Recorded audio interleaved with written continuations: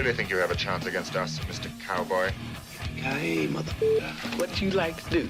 Oh, I don't know. Play chess. Screw. Well, let's play chess. They give off to Jonathan Taylor. Jump cutting his way. Close to the goal line. He's in there. Touchdown. I-N-D-Y. Jonathan Taylor. Wheeler finds Claude from the logo. Here's Halliburton into the front court. Mishandled it, but gets a shot. Hits it.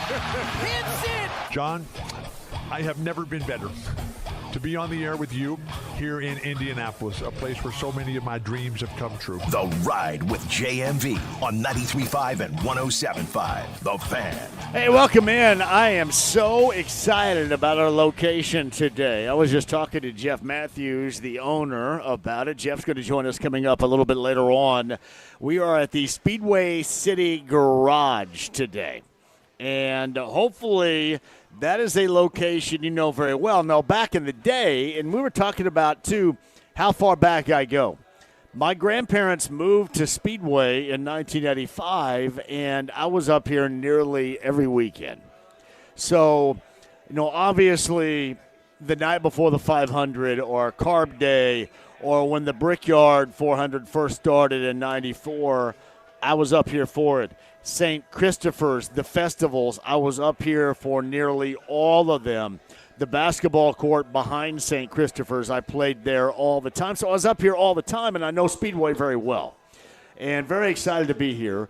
This is a combination of coffee and food and beverage, beer and cocktail. It is called the Speedway City Garage. Jeff's going to join us coming up in a couple of minutes. We're going to talk about that on this show with him throughout. And Doug Bowl, Speedway president, is going to join us coming up a little bit later on as well. And we'll get your Thursday started here in the afternoon and the weekend leading into the Brickyard 400 off to a fantastic start. Now, the other thing that's going on here is I've never seen it because I'm always on the air, and I don't think I've ever been out here when it is going on, but the Hauler Parade goes on here. And I do want to also give a shout-out to Sam of Speedway PD, who is an awesome dude, is out there right now too. But the Hauler Parade is going to happen, and evidently that is something that a lot of people attend. So we'll be here for the Hauler Parade. We shall be here for you. There is plenty of opportunity for you to join. This is a multifaceted place here when you think about it. Because, for example, and we'll talk about the beer in which I'm drinking. James knows this because he looked it up. Pax Verum, they're the ones that put this together, this light lager that they have. This is 105 calories. I'm feeling really good with Pax Verum about this right now, too. So we've got that, the many styles that they have of beer, the Founders Grounds coffee that they have here as well, but they also have great food. They also make cocktails. This is just an incredible place. So on this Thursday, when we're blessed with incredible weather, it's very unlike the end of July right now, which, yeah, I know, I need it hotter and more sweaty. But everybody digs this type of weather, and this is the spot to do it. The Speedway City Garage. We are here until 6 o'clock. I'll be hanging well after that, so plenty of time for you and a busy schedule. As I mentioned, Speedway President Doug Bowles, who was here a little bit earlier today, is going to join us coming up in the 4 o'clock hour live here. So if you haven't met Doug before, haven't talked to Doug before, this is going to be your opportunity to do just that. We've got that. We've got Mike Chappell of CBS 4 and Fox 59 who is going to join us. I mentioned Jeff Matthews, who is the owner. The inspiration of this place is that of Jeff. And here's the interesting dynamic with Jeff. He and I go back a ways, although I don't think we really – did we cross paths much in Terre Haute at Indiana State? We did, but he was – and I make fun of him all the time – and I'm probably going to have to eat a little bit of crap here today, Pikes. He was a Pike. They're the ones I talk about that had all dude parties back in the day. So we're going to make sure that wasn't always the case, evidently. But we'll talk to Jeff about that. In our days at Indiana State, we were just comparing a lot of the stats. He was a manager at Indiana State. And I was the guy that had all the parties. He was a manager for Tate's Lock at Indiana State. Tate's Lock had a squad that wasn't always so great. Tate's Lock had, among other players, a friend of the show, and you know P.J. Thompson, Isaiah Thompson, obviously, of high school and now collegiate fame. And, you know, P.J. is going to become, I'm assuming, the next head coach after Matt Painter up in West Lafayette of Purdue. But their father is LaSalle Thompson, the guard from Pike. And LaSalle Thompson and Marcus Johnson were both at Indiana State at the same time and playing for Tate's Lock as Jeff and I were at Indiana State. And while Jeff was the manager for Tate's Lock and the Sycamores back then, I was the guy that threw the parties, and that Tate's Lock ended up saying, you know what, you guys are no longer allowed to ever go to this guy's parties again, which really made me feel good. So it was pretty good.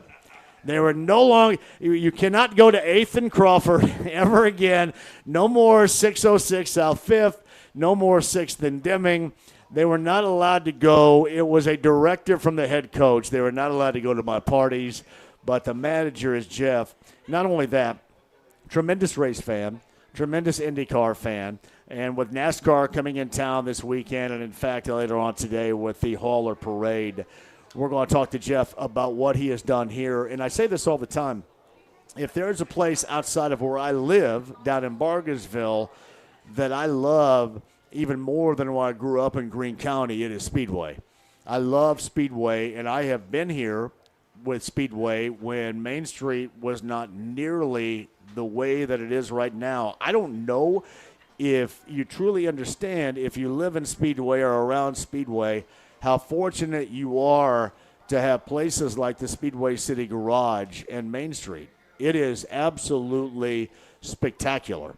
And the way that it continues to evolve, the one thing that we're going to try to do, I'm going to go over across the road here, across Main Street, and tear down whatever the hell this thing is right here that's been up here forever. Once we get rid of that or do something with that, and we'll talk to Jeff, I'm sure, about that, and Doug Bowles coming up. Once we do something with this, the skeletal remains of an ill-advised project, once we do that, this place is going to be, as the young people say, absolutely cooking. It is awesome. And I love Speedway. It is a tip of the cap to those that had this vision to put all of this together, and especially next to the incredible Indianapolis Motor Speedway for days like today or days like any other day when we can all get together and have one hell of a time. We are at the Speedway City Garage, and I'll explain it all to you. And while I explain it to you, you should be on the inbound getting over here and being a part of this, because this is exactly what we're looking for the Hauler Parade coming up later on today, and then what is going to be a Brickyard 400 weekend coming up here at IMS. And listen, the late, great Robin Miller always said this, and I believe this to be 100% true. No matter what you think about NASCAR and the Brickyard 400 and the way that it was in '94 compared to the way that it is right now, just always keep this in mind. Robin Miller always would say, whenever they open the doors, whenever they open the gates to IMS, that's a good day. And it's worthy of your time and your effort and your interest. And he was absolutely right. We certainly miss R. There's no doubt about that.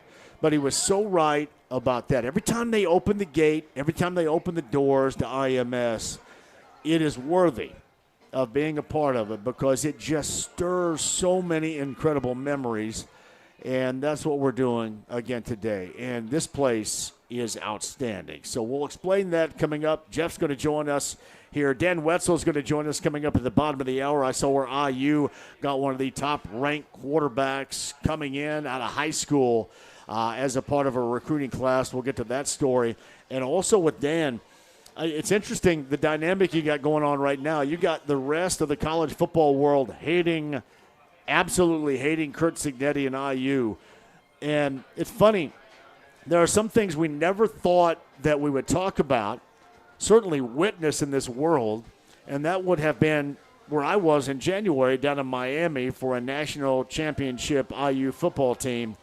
But the way that they are universally now in college football hated by everybody, it is absolutely awesome. And I mean absolutely awesome. Does that not make you feel good, IU football fans? I mean, hell, you're the defending national champions. You should feel good enough anyway. But that should feel even better. The fact that the Georgias, the Alabamas, the LSUs, the SEC, the rest of the Big Ten, the Michigans, the Ohio States, the USCs, the Oregons, the Oklahomas, the Texas, they all hate you. It's a beautiful thing. It really is. Dan Wetzel and I discussed that. And then the massive changes that are going on in Michigan. They've had a lot of issues, and then they won a national championship by doing what? They hired somebody from Greene County to coach a team, to help coach them to a national championship in Dusty May. And then Dusty May got offered by the Dallas Mavericks, which was a dream, but also probably saw that this whole Michigan thing is really, really weird. And we'll go over the really, really weird part about that Michigan dynamic with Ward Manuel, who is the outgoing AD, and more with Dan Wetzel coming up at the bottom of the hour. Colts camp is going to start for the final time in Westfield. That is coming up next week, and we'll get into that the final time at Grant Park in Westfield, which I think is a massive mistake and also reeks of we're trying to save money and move back to West 56th Street coming up next year. But camp is next week, and I cannot remember a time when there is more apprehension from Colts fans to really, truly jumping on board and believing much about what is going on. Not even last year. This year is also, because here's the dynamic that works with the Colts this year is you have injuries. All right, they say this guy's going to be ready, but really everything in the past that they have said has never really truly worked out. So why should I buy it? Whether we're talking about a quarterback or a wide receiver or a defensive tackle, you have three major portions of this team. And I'm not even going to factor in Mooney Ward, who is a concussion away maybe from being done, or Sauce Gardner coming back from an injury, or believing that your secondary is going to be the primary defensively to keep you guys on top over what is going to be a consistent pass rush. Yeah, that is out of the ordinary without question. But even the belief last year, I think, was more than what you have going in to this year. But Mike Chappell and I discussed that on the start of camp coming up in Westfield. Hey, listen, all you have to do, it's one significant thing that you have to do, and you have to win. If you win, you will squash a lot of what you believe to be ridiculous conversation. If you don't, then everybody around here, every numbnuts like me around here, will end up being accurate about the situation. So that we shall see. Mike Chappell joins us coming up in the 5 o'clock hour. We will go full-scale discussion. All right, a couple of things here. The Fever were outstanding last night. I'm a huge basketball fan. You know that.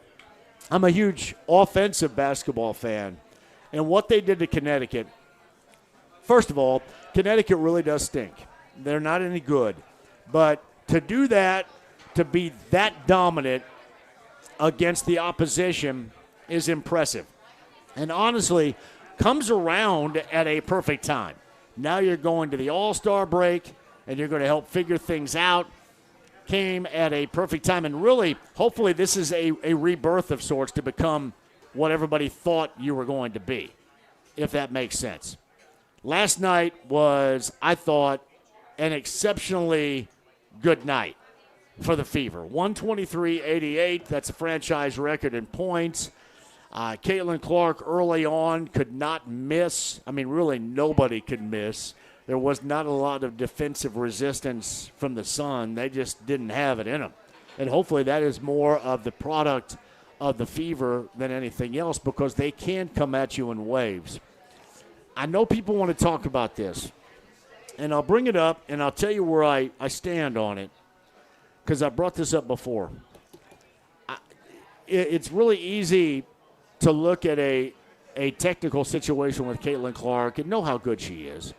But look at that situation and know that she's one more away from being suspended for a game. She's got 7 right now, got 1 last night.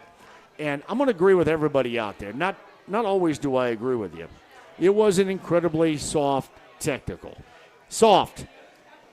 Again, what I have to tell you is these officials are dumbasses. They're not any good. You always have to keep that in mind. And I know when you're living in the moment, when you got somebody that did one stinking thing right the entire game. That Rivers chick did one thing right. She ripped Caitlin Clark, went to the other end, scored on a lefty layup, and then talked junk. One thing right. They're down 30, and this chick does one thing right the entire game, and that was it. And then you go back, and really that's just where we are today. And it's not just, the ladies in this case. The dudes do it too. I mean, jackass dudes do this all the time. You do one thing right. You really suck, but you do one thing right, and then you got to talk junk about that one thing right you did. I don't know if there's a license out there that's given or what. I think it's just kind of the jackassery of certain people, and that's what you witnessed last night. But before you give an incredible soft technical pass, you got to keep this in mind. Why are we here? Why are we discussing this?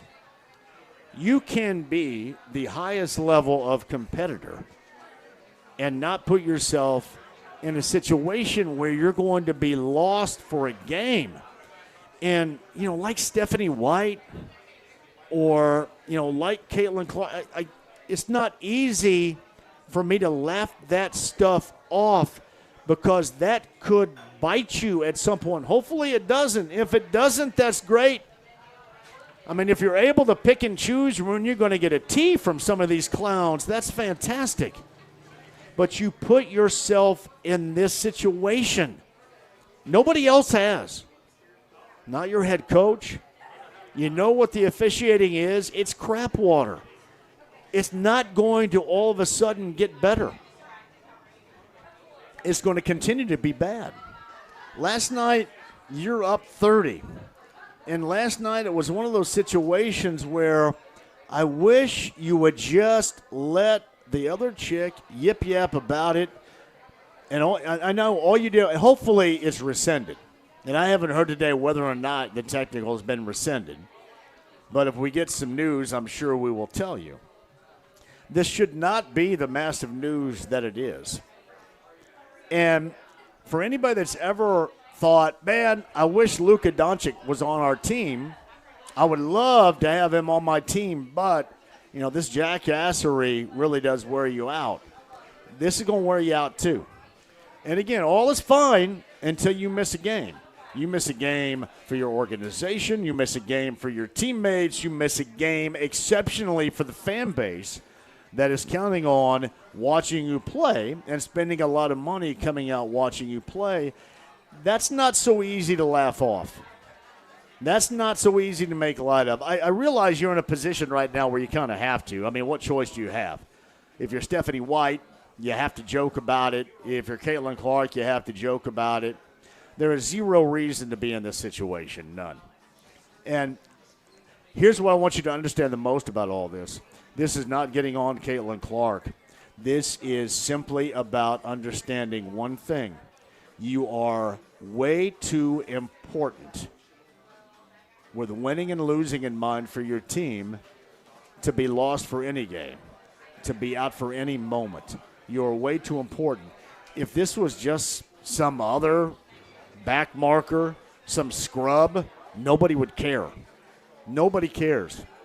If you or I are out there running around like jackasses, nobody cares if we're going to miss a game.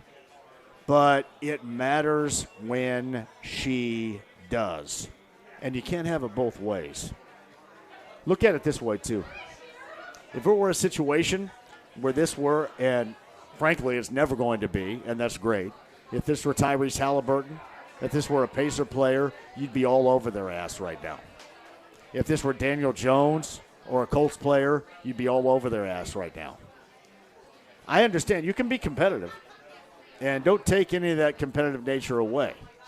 But you can also be a competitive leader and understand your situation. And when you're as deeply into it as she is right now, getting a technical, dumbass technical, soft technical or not, getting that when you're up 30 against a scrub that was talking some junk that had no other opportunity to do it during the game, just don't do it. Don't do it. And I don't want to hear that, well, it's easy for you to say, no, it should be just easy. That's what you are as a really smart, elite-level, talented player and a team leader. That's who you are. That's how we view you. That's how we describe you. You can't get that. And you cannot compromise your playing time for some scrub that doesn't matter. God, it doesn't matter. And you know what? She was right. And was it soft? Yes.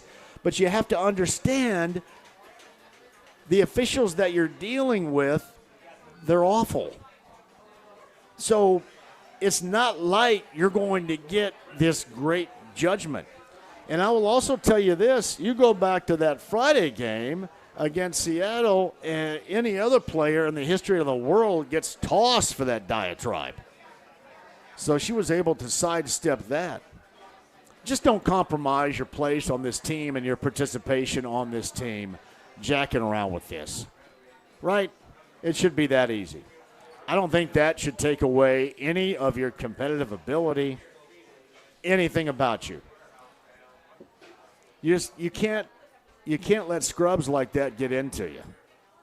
All right? You just can't have it. Hopefully that's rescinded. But, James, I have not heard. Has that T been rescinded at all? Have you heard? I've been here at Speedway City Garage, but I have not heard. I am not seeing anything about it being rescinded yet. It needs to be, because it was soft and it was stupid. And here, these clowns have to realize this. It was a scrub getting into a player that was shooting the lights out, playing really well, and that player's team was up 30. And you would think, hey, we understand the situation, but again, these WNBA officials are clowns, and they don't understand any situation. It looks like, hey, you know what? Well, wait a minute. I was working at Kroger, and then all of a sudden we're going to put you, here's your whistle, go out here and officiate this game. They're that bad. But you have to deal with it. What's up? You have to deal with it being that bad. There's no other way. No other way at all. And to be a leader, to be the most important player on that team, which clearly that is the case, just don't compromise your participation. That's really all that anybody should ask. All right, Wetzel's going to join me on the other side from ESPN. Phelan's the on-site engineer. Jeff Matthews is going to mosey over here in a second. We're going to relive old-school stories from Terre Haute and talk about the place right here. Speedway City Garage is outstanding. Hey, Jeff, come here for a second. Really quick, I'm going to hit a break. I want to make sure this beer, this is a 105-calorie beer that I'm rocking right here.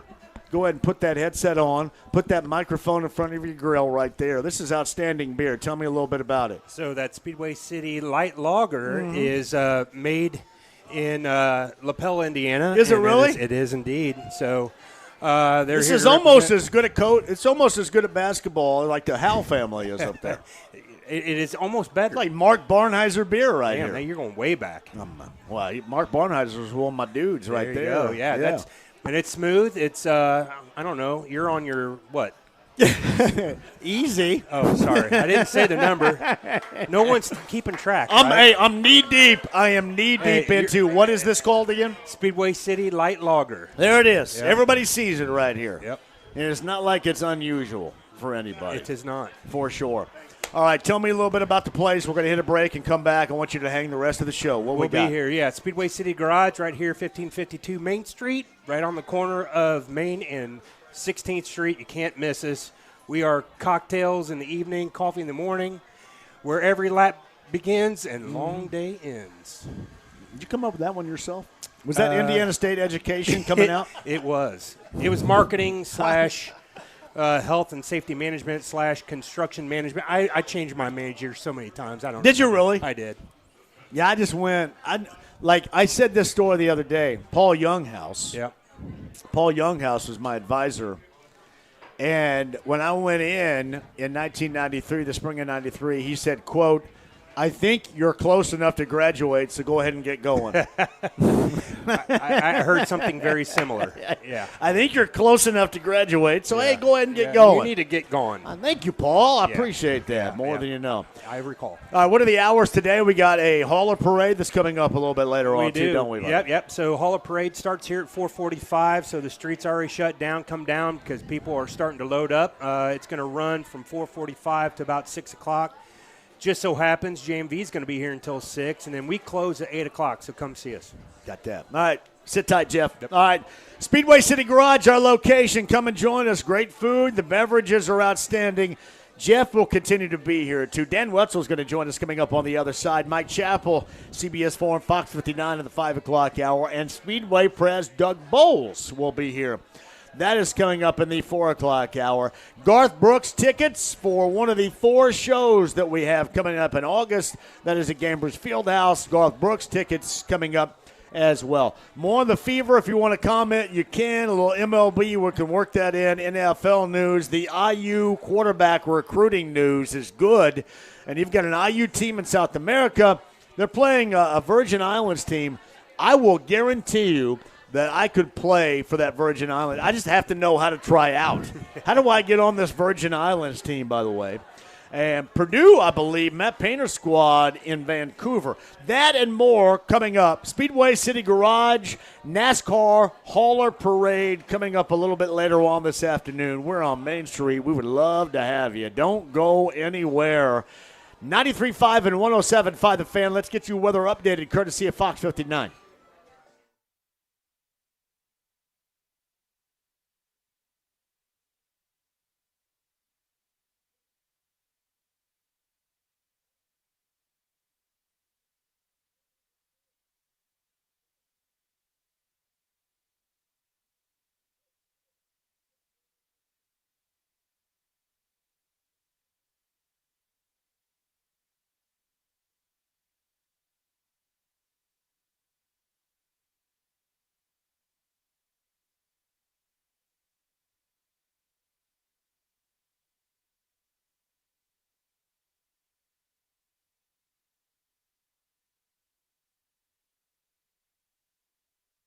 Hey, JMV here. If you're considering buying a watch, man, seriously, there's one place and one place only to go. Let me give a quick shout to my good friend Dan Moyer, Moyer Fine Jewelers. That is in Carmel, the watch store.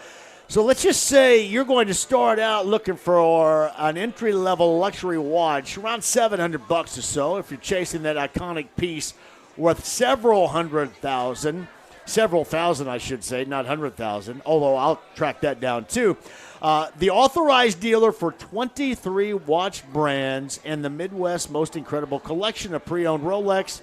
That is Dan Moyer and Moyer Fine Jewelers in Carmel. Nothing at all equates to or measures up what Dan and Moyer has for you. The watch store. All the heavy-hitting luxury brands like Omega, Breitling, Grand Seiko, Hublot, and boutique brands like Fears, Nevada Grenchen, Corona Swiss, and the Midwest most impressive selection of pre-owned Rolex. More selection, more expertise, and a guaranteed better experience. That's Moyer Fine Jewelers. That's in Carmel. I'm making Joe Koppel in front of me incredibly happy right now. Moyer Fine Jewelers. Ask for Dan Moyer. Tell him I sent you. 146th Street in Carmel. That's MoyerFineJewelers.com. MoyerFineJewelers.com.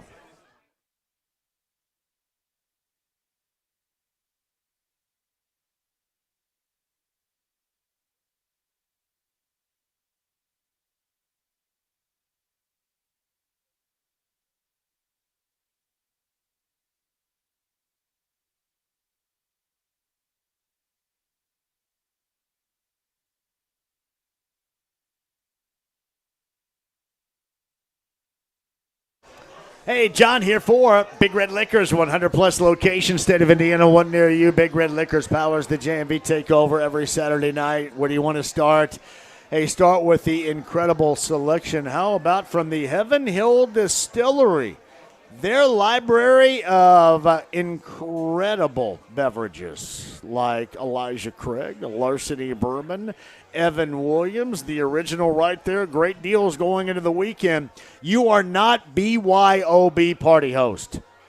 hey, go ahead and bring your own. We don't know. You supply. You're the host of the most. That means a stop at Big Red Liquors. 100-plus locations, state of Indiana, one near you, and it powers the JMV Takeover every Saturday night on B105.7.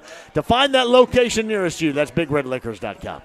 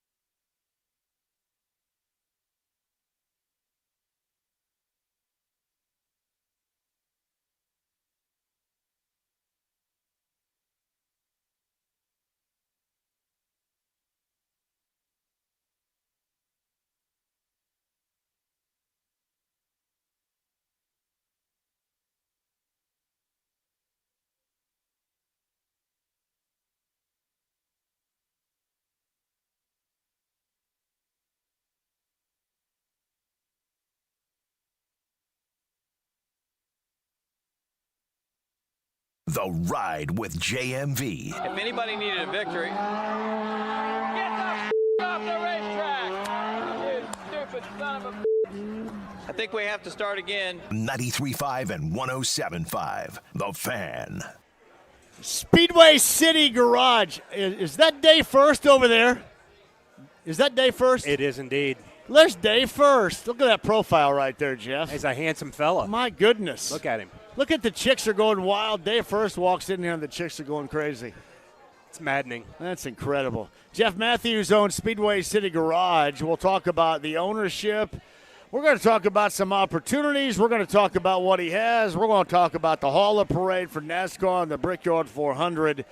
Jeff, hang out with us. Speedway Press, Doug Bowles coming up in the 4 o'clock hour. We're just looking for you here. Meantime, on the Andy Moore Automotive Group hotline, he knows I love him, but he forgot about me a couple of days ago from ESPN. The senior writer, Dan Wetzel, joins us.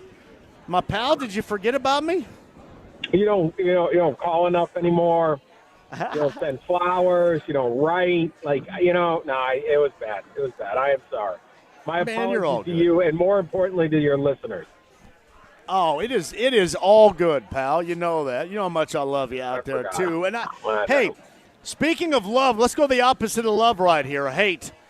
Would IU and the football program be the most hated in college football in the landscape right now? Is that what we're looking at?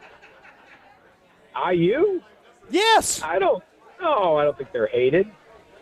Why? Because they're the champs? Well, look at the SEC rallying the troops. Ohio State and Michigan, you're looking at this infiltrator. It used to be the doormat of college football, and now all of a sudden it's now the defending national champion. It seems like, hey, everything is all great until a team like this infiltrates, gets in, and wins the national title. Now everything has to change. Why so much hate, Dan? Jealousy, I would say. I don't know. I mean, the one thing that Indiana did was blow out the excuse for about 50 programs, if not more, on why you can't compete. And that, to me, is the most fascinating part of their run, because I think you could reasonably sat around and said, hey, how good can, I don't know, Missouri be? How good can Michigan State really be? How good can Minnesota? Well, Indiana was 16-0. So that's how good you can be. If you get the right guy and you get the right alignment and you get everything going, there's that. But I'd say there's a lot of jealousy. There's a lot of concern. When you're on top, you're going to take some shots, but I don't think you're anywhere near the most hated. It's Dan Wetzel of ESPN, ESPN.com, on the Andy Moore Automotive Group hotline. How much longer do you think that the whole landscape of how you go about building a team and running running a program with NIL, with the transfer portal. How much longevity do you think this ultimately has, Dan? I think they'll try to come up with some stuff, but there's only so much they can really limit it at this point. The money is there, but even if they got some kind of ability to limit transfers to a degree where, they talk about you only have 5 years to play or something, and you have one transfer without penalty, which I think is fine. You can't transfer every year, but if you have one transfer without penalty and then you're always allowed to transfer once you've graduated to become a grad student, you basically got 2 and 3.5 to 4 years, 3 years sometimes. These kids graduate pretty quick. So I think the roster movement's kind of here to stay. It's about building a roster. I don't think they're going to be able to get, there's definitely people in the SEC who look back at the glory days of, Georgia and Alabama got all the recruits, and that's why they always won. But I just don't see that getting back. There's no way to put that toothpaste back in the tube. So they may put some limits, but I don't think it's going to totally affect in Indiana. Hey, Dan, is that why we see the SEC? There seems to be a little bit of freak out going on there with Greg Sankey and really all the coaches and the teams. Is that what they see? Do they see the longer-term situation that they're going to have to deal with this college football landscape that they never had to prior? Absolutely. And like some of these complaints, if there was one thing about SEC media days, what we kept hearing is the committee has to respect our strength of schedule, right? And I'm not unsympathetic to that argument. I think the depth of the SEC is better than anywhere else. I think it's better, the 8th, 9th, 10th best team is better than maybe the 8th, 9th, 10th of the Big Ten, or they certainly care more. There's not as many teams that are just sort of there kicking along, your UCLAs or your Rutgers or whatever. But if you look at last year, the committee absolutely gave the SEC the benefit of the doubt. They put Oklahoma in the playoff that didn't really have a great win. Their best win was Michigan, but that wasn't a very good team. And they got in without even debate. Alabama survived a terrible loss in the SEC championship game and got in. Notre Dame, it wasn't a Big Ten team, but it was Notre Dame that got left out. And what did Oklahoma and Alabama do? The respected because of their schedule. Well, they must be pretty good. Alabama beat Oklahoma, and then they got beat 38-3 or so. It was at least 38-3 to Indiana. They got run off the field at the Rose Bowl. So, what are you complaining about? You got your chance, and your teams didn't show anything. SEC hasn't had a team in the title game in 3 years, let alone win it. They're losing significantly. They're grasping at things to complain about, but getting more SEC teams into the playoff what's that going to show? We're not seeing these SEC teams make, huge runs. I guess Ole Miss did last year. That was pretty good. They made the Final Four, but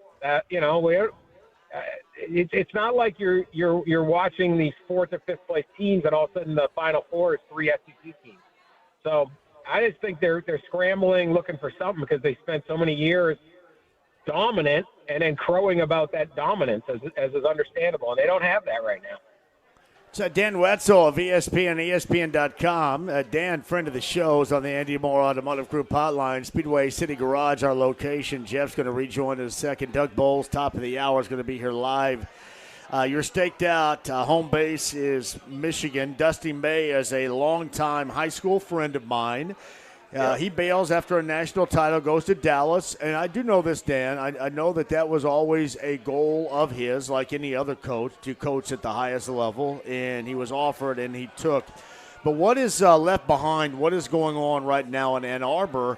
And was there a lot, in your opinion, of what you hear and what you know going up there that helped maybe him consider even more so that the NBA should be his next stop and be his next stop this year? I kind of feel like Dusty was above the fray. As much as they're, Michigan keeps finding ways to put themselves in the headlines here. You know, the Harbaugh era was over. Sharon Moore's scandals were really personal at this point. I mean, guy's cheating on his wife with a staff member. That's not really a NCAA violation. He had a lot of problems, but Dusty had his own program running, and they had plenty of backing and all that. And obviously he knew he was capable of winning national championships there. I just think, like you said, anybody who knows Dusty for a long time, the NBA's long intrigued him. And, you know, I think he's going to do pretty well. We'll see. But even if he doesn't, the thing about going to the NBA is it's not a career killer. Michigan is a very good place to coach basketball, but it's not like it's the only place, and there are probably places even better. So if Dusty May, if a couple years it doesn't work out in Dallas, he can have the number one job, whatever's open that year. All these schools will beg to get him, whether it's, you know, Kansas or North Carolina or even IU or whatever's open that year, he'll go get it. So I think I don't think one had so much to do with the other. If he had stayed, he was in great shape. Boynton, he always told me how important he was as a part of his staff and his program. And obviously now he gets anointed there in Ann Arbor to lead that program and that team as the defending champion. And you look back at his time at Oklahoma State, and there was nothing really great about that. But I just know what Dusty tells me, and he was a huge part of the success of that program while he was in Ann Arbor. What do you think about the guidance there moving forward? Yeah, I think it was a good move. It kept the roster together for next year, and we'll see. The thing about Mike Boynton, his tenure in Oklahoma State does not stand out. However, 2 of the years they were like banned from the NCAA basketball tournament. He was dealing with a lot of sanctions. That program has lost a lot of juice. I think the rise of the Oklahoma City Thunder has played a role in sort of the de-emphasis of, I wouldn't say de-emphasis, but there's just not the passion around Oklahoma State and Oklahoma basketball that there once was when those were the teams. That's where basketball fans had to turn, and now OKC is so good. He did coach Cade Cunningham, who happens to be the biggest star in the biggest city of the state of Michigan. So, you know, he's an experienced guy, but he's young. So we'll see. He's going to have a great chance to win the job. It's a 2-year contract, which is basically a 1-year contract, but you don't have to get asked, you know, in the middle of November if you win or lose a game, are you coming back or not? It's a pretty smart contract. So we'll see. He's got a great chance because he kept almost all of the roster together, and it should be a pretty good roster. All right, get down here really soon. All right, man, it's always great to have you on. We're going to stay in touch as we get closer to the end of summer, end of the fall. But, Dan, I appreciate you more than you know, pal. Thank you. Talk to you later, man. See you. Dan Wetzel of ESPN, ESPN.com, so the Andy Moore Automotive Group hotline. Speedway City Garage. Look who I have right here. I don't even know your title. Dave First. We saw Dave First over there because his profile was stunning. Sometimes I need to figure out what my title is. What is your title over there, Dime? VP of Communications for IndyCar. Oh, really? So, yeah. Wow, you got to keep track of all that, huh? I didn't even know you Where are all my here. NASCAR drivers? I don't know. I'm not you in charge of those. Yeah, you don't have any in charge. Wrong yeah. series. So they just run in. They just run in and like take your office space up and everything? They do not. No, actually, we're trying to get real business done, and there's like a bunch of NASCAR haulers out in the parking lot right now. I'm like, hey, where am I supposed to park? Come on. So what do you think about Speedway City Garage, pal? Do you like it? Love it, yeah. That's a great awesome. place. Yeah, so nice. I know you got to run. Everything they've done up and down Main Street here is so nice. So this is the crown jewel of Main Street right here. We hit it. Trust me, Doug Bowl. You haven't Doug on a little bit He's later? coming over at 4 o'clock. He's a regular at this point. He sure is. Well, he sent me a picture. He texted me a picture this morning of he and Jeff. Yeah. So, I go, okay. Yeah. You're going, I'm going to be there later on today. I said, okay. If he's grabbing coffee. He's grabbing coffee here. Yes, he is. Yep. Thank you. Good to hear. Good seeing you, man, brother. good to see you. Well. Everything okay? Everything's good. That is the awesome Day First. You remember him, obviously, of RTV6 back when they were a lot different, no doubt. Jeff Matthews, the owner of Speedway City Garage. We'll get back with Jeff on the look at that. Jeff's got a lot of fans here. Boy, I owe what is a lot this of like people a lot is of this coffee. like a Pike fraternity party you got here? Big party. Here we go. Greg, here we go. Hey, you got to join us on Main Street. The Hauler Parade for NASCAR is coming up, too. Jeffrey joins. Doug Bowles is going to be here, too, the Speedway president. Speedway City Garage with 93.5 and 107.5, The Fan.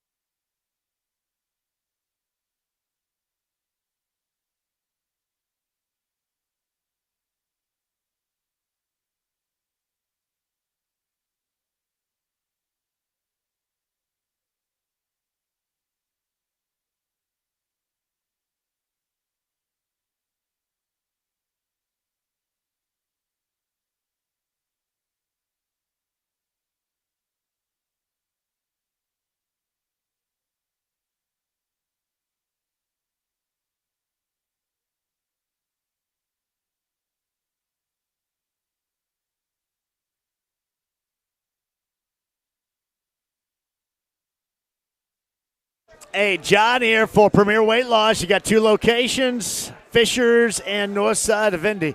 Their names, Thomas and Samantha and Lauren. Have you hit them up yet? If you're thinking about losing the weight, feeling better, getting back to things you used to do, that is the spot. And especially if you want to do it. If you want to do it and you want to do it virtually, you don't have to go there every single time. You can save money. The end of the month of July is prime real estate for you to save money to get started on your very own weight loss journey. That's Premier Weight Loss at pwlindy.com. If you're thinking about maybe some cosmetic treatments, electronic toning, Botox, skin tightening, all works, all with my friends at Premier Weight Loss. Get started today. Tell them that I sent you so we can all be in the same gang, all be on the same page at pwlindy.com.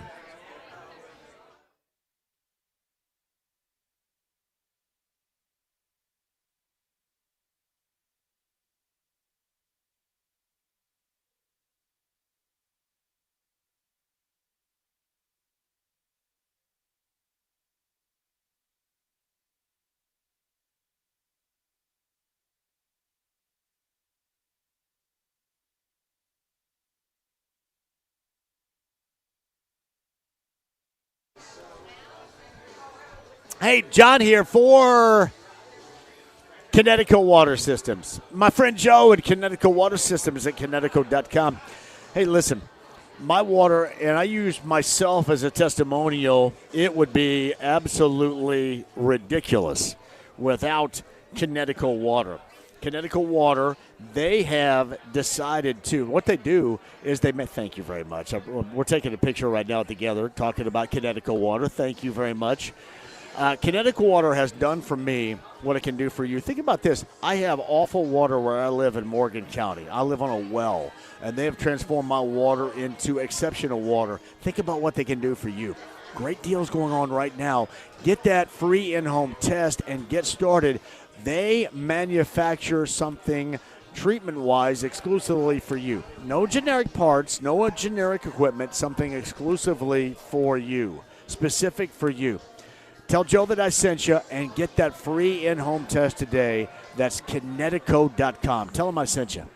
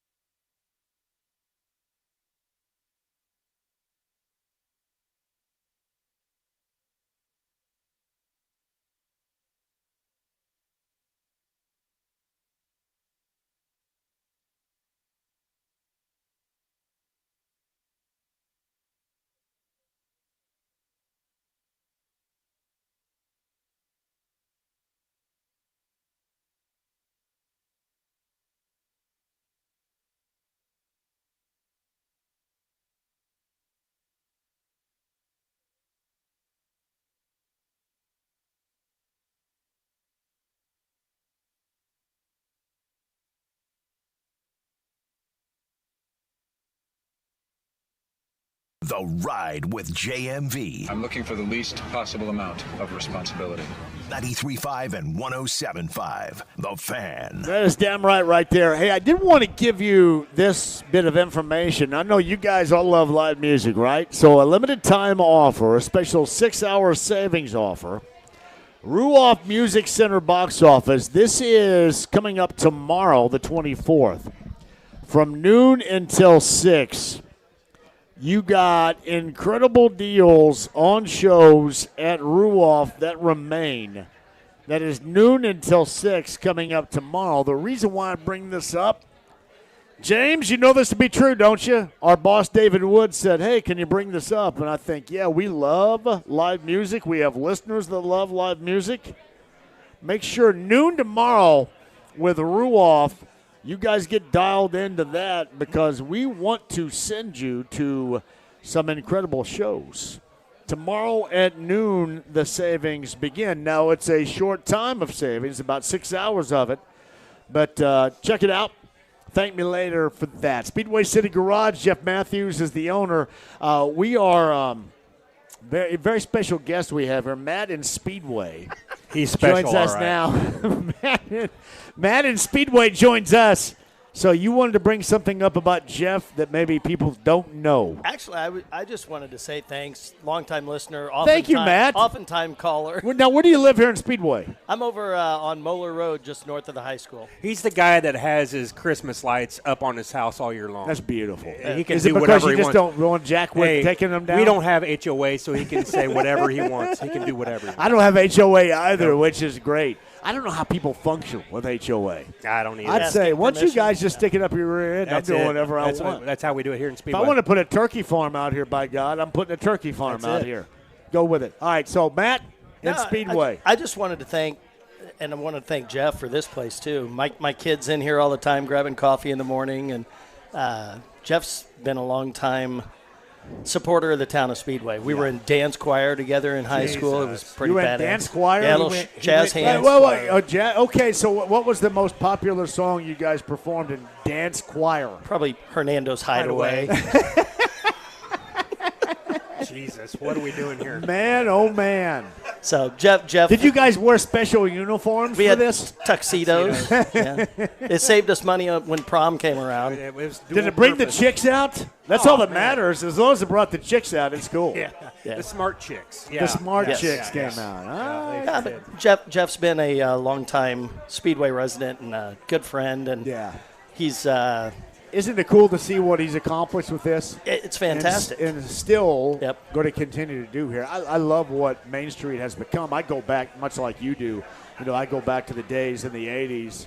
And while I still loved it here, it is so massively different, but different in a good way here on Main Street at Speedway. We miss the White Castle being on the island out here. I miss Wild Cherry over here. I don't know that I ever went in there. I went. I did a show at Winter Circle over once when I was at NDE. This is a true story. Yep. And my engineer, Eddie Hazel, we had a long, 6-minute top-of-the-hour break, and he took me in there and got me a lapper during the break and then brought me back, and I did the 4 o'clock hour after the lapper. Nice. Yeah. Jeff and I had a short I don't even stint. know what the lapper looked Right. like, but it was like something I don't think anybody's ever done. I got a 6-minute lapper during a break in the 4 o'clock hour of a show. Shout out to Eddie Hazel back in the day. Ed Hazel. It was Ed Hazel, the Bob and Yeah. Tom show, got me a lapper in the Legend. 4 o'clock hour right there.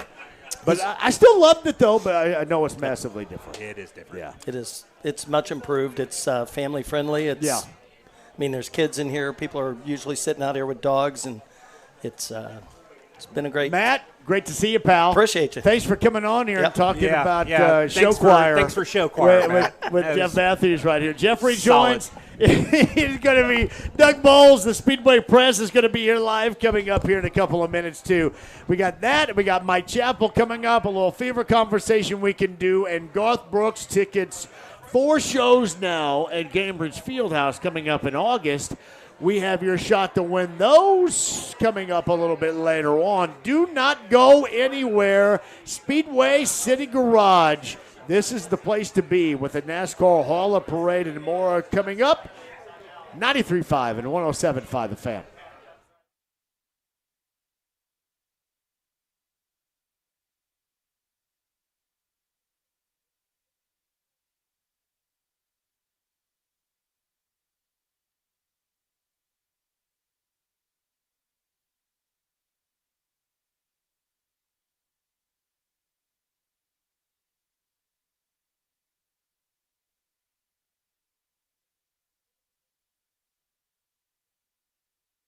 Hey, it's Andy Moore, Buick GMC, 131st State Road 37. That is in Fishers.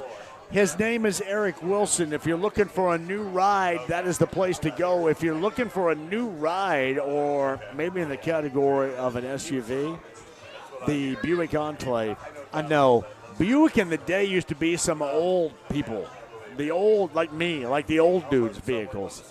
It is now universally as hot as any SUV any place right now. The Enclave in a variety of styles. One that will fit your checkbook. I promise you that, too. You can find that, the Buick Enclave and more. Just talk to Eric Wilson. Eric and Rob and the gang at Indiana's Best.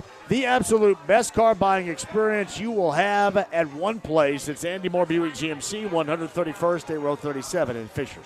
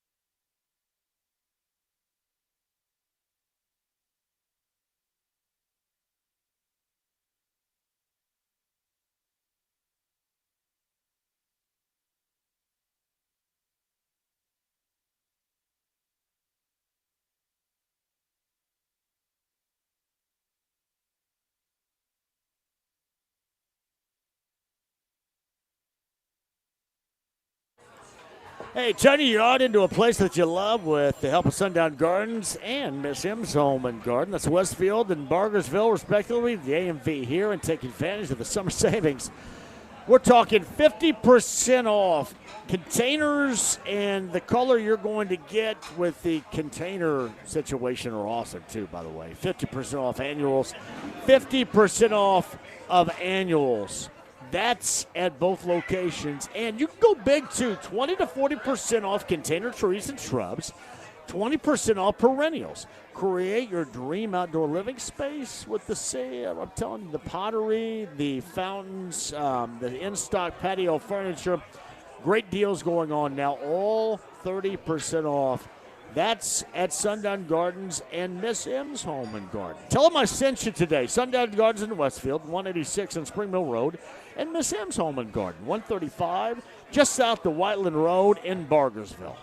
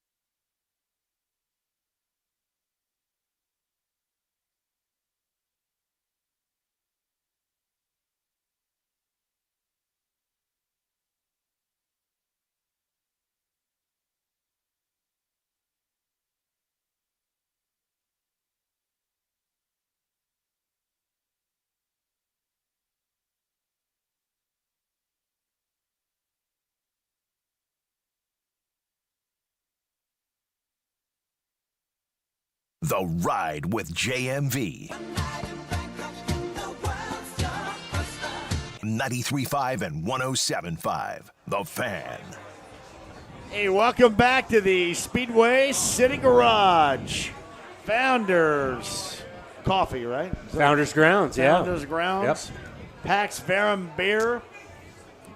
Jeff Matthews is here, the owner. What am I drinking again? That is the Speedway City Light Lager. I love that, man. Cheers to you. Yeah. Good to see you guys.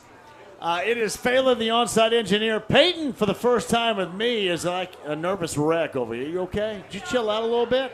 He's hopped up on some caffeine. We got to get Peyton chilled out. Yeah. Peyton's like a raw nerve right here. There's Speedway President Doug Bowles walking over here. Doug Bowles joins us. Everybody loves him right here. So what do you think of this place? This is pretty awesome. It's pretty cool, isn't it? Yeah. You come here twice a day. That's what I hear. Certainly first thing in the morning. Right. I got to get my coffee, and it's, you can keep an eye on the place because it's right across the street. So yeah. Did you walk over here? I did. Beautiful. Yeah. I walked over there and got this. I saw you. I was going west earlier today, and I saw you walking across the street. I was walking across the street. Yep. And I let cars just go ahead and go. Yep. You know what I mean? It's better than getting hit. Yeah, I don't want to get hit.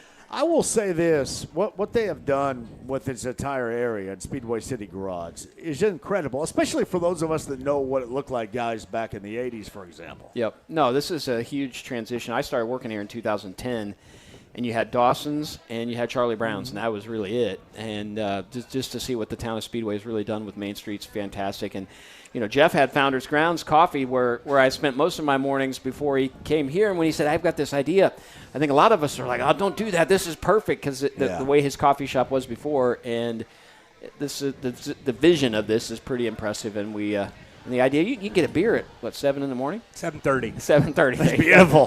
That's like right up my alley right there. I know it. So now, would you come up, Jeff, with this idea for the beer, the cocktails, the coffee, the food, and all of it? Starting early. Yeah, I mean, it's one of those deals where it's not a new concept. It's just one that needed to be refined a little bit. So there's other places that do coffee and cocktails and beer, but not all day long. They'll stop the service of coffee at a certain point of the day. But we also know that people like their lattes later on in the afternoon. So it made sense for us to do this concept, and I think it's going to work out. Yeah, maybe. It's been pretty good. So Beth is here, Connor's mom, my wife. So she decided Hi, to come Beth. up and say hello to everybody. So she's drinking the coffee today, there right? You go. So is Connor running coming up tomorrow? He's running night? trucks tomorrow That's night. What I thought. Yeah, Raceway Park. And give Connor a little bit of love for that too, because I love the truck series races. You know what? And he will drive anything. He's a racer's racer, which is really cool. And the one thing I love about this week, we have the sprint car race tonight at the Speedway. Yeah. Tomorrow night you have the trucks at Raceway Park. You had practice for both Cup and O'Reilly tomorrow, and then you got an O'Reilly race on Saturday, and then on Sunday you've got the Cup race. So if you're a race fan, just the opportunity to see all the different kind of racing in just such a small area in a short amount of time it's pretty cool for the city. Does he feel comfortable in doing the trucks at O'Reilly? Yeah, he did it. He did it a couple of years ago. And they rolled him out for practice, and the truck broke, so he couldn't qualify. So he started last, so he got some time just running around at the back, and so I think he'll be good. He's looking forward to it. A lot of fun. He's doing some Ram deals. So Ram Trucks has been putting celebrities or non-NASCAR drivers in the cars all year long, and like Tony Stewart was in it during the Daytona 500 weekend. So it'll be fun for him, I think. What's this weekend mean for you? It's hard to believe that we're like our 33rd Brickyard, right? Yeah. It still feels like it's so new, but it's become one of the traditions here. It's really important for us, I think, from continuing to put the Indianapolis Motor Speedway on the pedestal that it belongs on, and this is a great weekend. We continue to see the ticket sales slowly creeping up as it relates to Brickyard. Look, it's never going to be the Indy 500. We had 350,000 people here in May, and you'll have 65 or 70,000 people here on Sunday, and that's 20% of the venue. So it's pretty crazy how it looks. But it's a great event, and I love working with our friends at NASCAR. We got to race with them at Phoenix last year. We'll probably race with them at Phoenix again next year. So they've been pretty good partners for us, not just here, but across the board. I love the fact, too, you think about the growth of the 500, too, and, selling out as much. And it seems like that we have never seen the enthusiasm for that race more than we see it right now? You know, people always say, well, why is it selling out? It's selling out because of our fans. It has nothing to do with really us. Our fans have just embraced the Indy 500 again, and they're people that continue to come back, and not just come back, but they bring people with them. And, you know, it has nothing to do with anything other than it starts right here in this community. If you in April in this community, when it comes alive and the people decorate their porches, and then it goes out from the Speedway into the city of Indianapolis and central Indiana. And we just take an awful lot of pride as a community in events, but certainly the Indy 500, and that's really the secret sauce that makes it so special, the people that show up every year. I got an email a little bit earlier that said plan ahead for this weekend. What did that mean, plan ahead? Plan ahead. I never plan ahead, so I'm going to have to try. So how did you get here from downtown? The 16th Street Bridge is I came closed, from right? So that's one of the big things that people don't know. I came from Bargersville, so you were fine. Yeah, but a lot of people that are coming from Yeah. downtown or do it the way they've always done. 16th Street Bridge closed. It's a pain on a regular day, let alone a day where we've got events going on. So just trying to make sure people know how they're getting here, where they're going to park, when things are going to happen, just makes it a lot easier. Oftentimes you put something in on your mobile device and it takes you to the wrong place. So just making sure people are making their plans before they come this way. Yeah, I saw that a little bit earlier too. So how has this gone compared to maybe the last 5 years? So I would say 10 years ago, the Brickyard 400 was on life support. Yeah. It was really struggling. The racing product wasn't as good as we wanted it to be. It was hot in the summer. People were just sort of struggling with NASCAR in general. That was a problem. And then over the last few years, we went to the road course, which gave us a little bit of bump the first year. And then everybody said, okay, that's a novelty. And we did a couple more years. But just getting back to the oval has been good. The racing's been relatively decent. I think it continues to get better.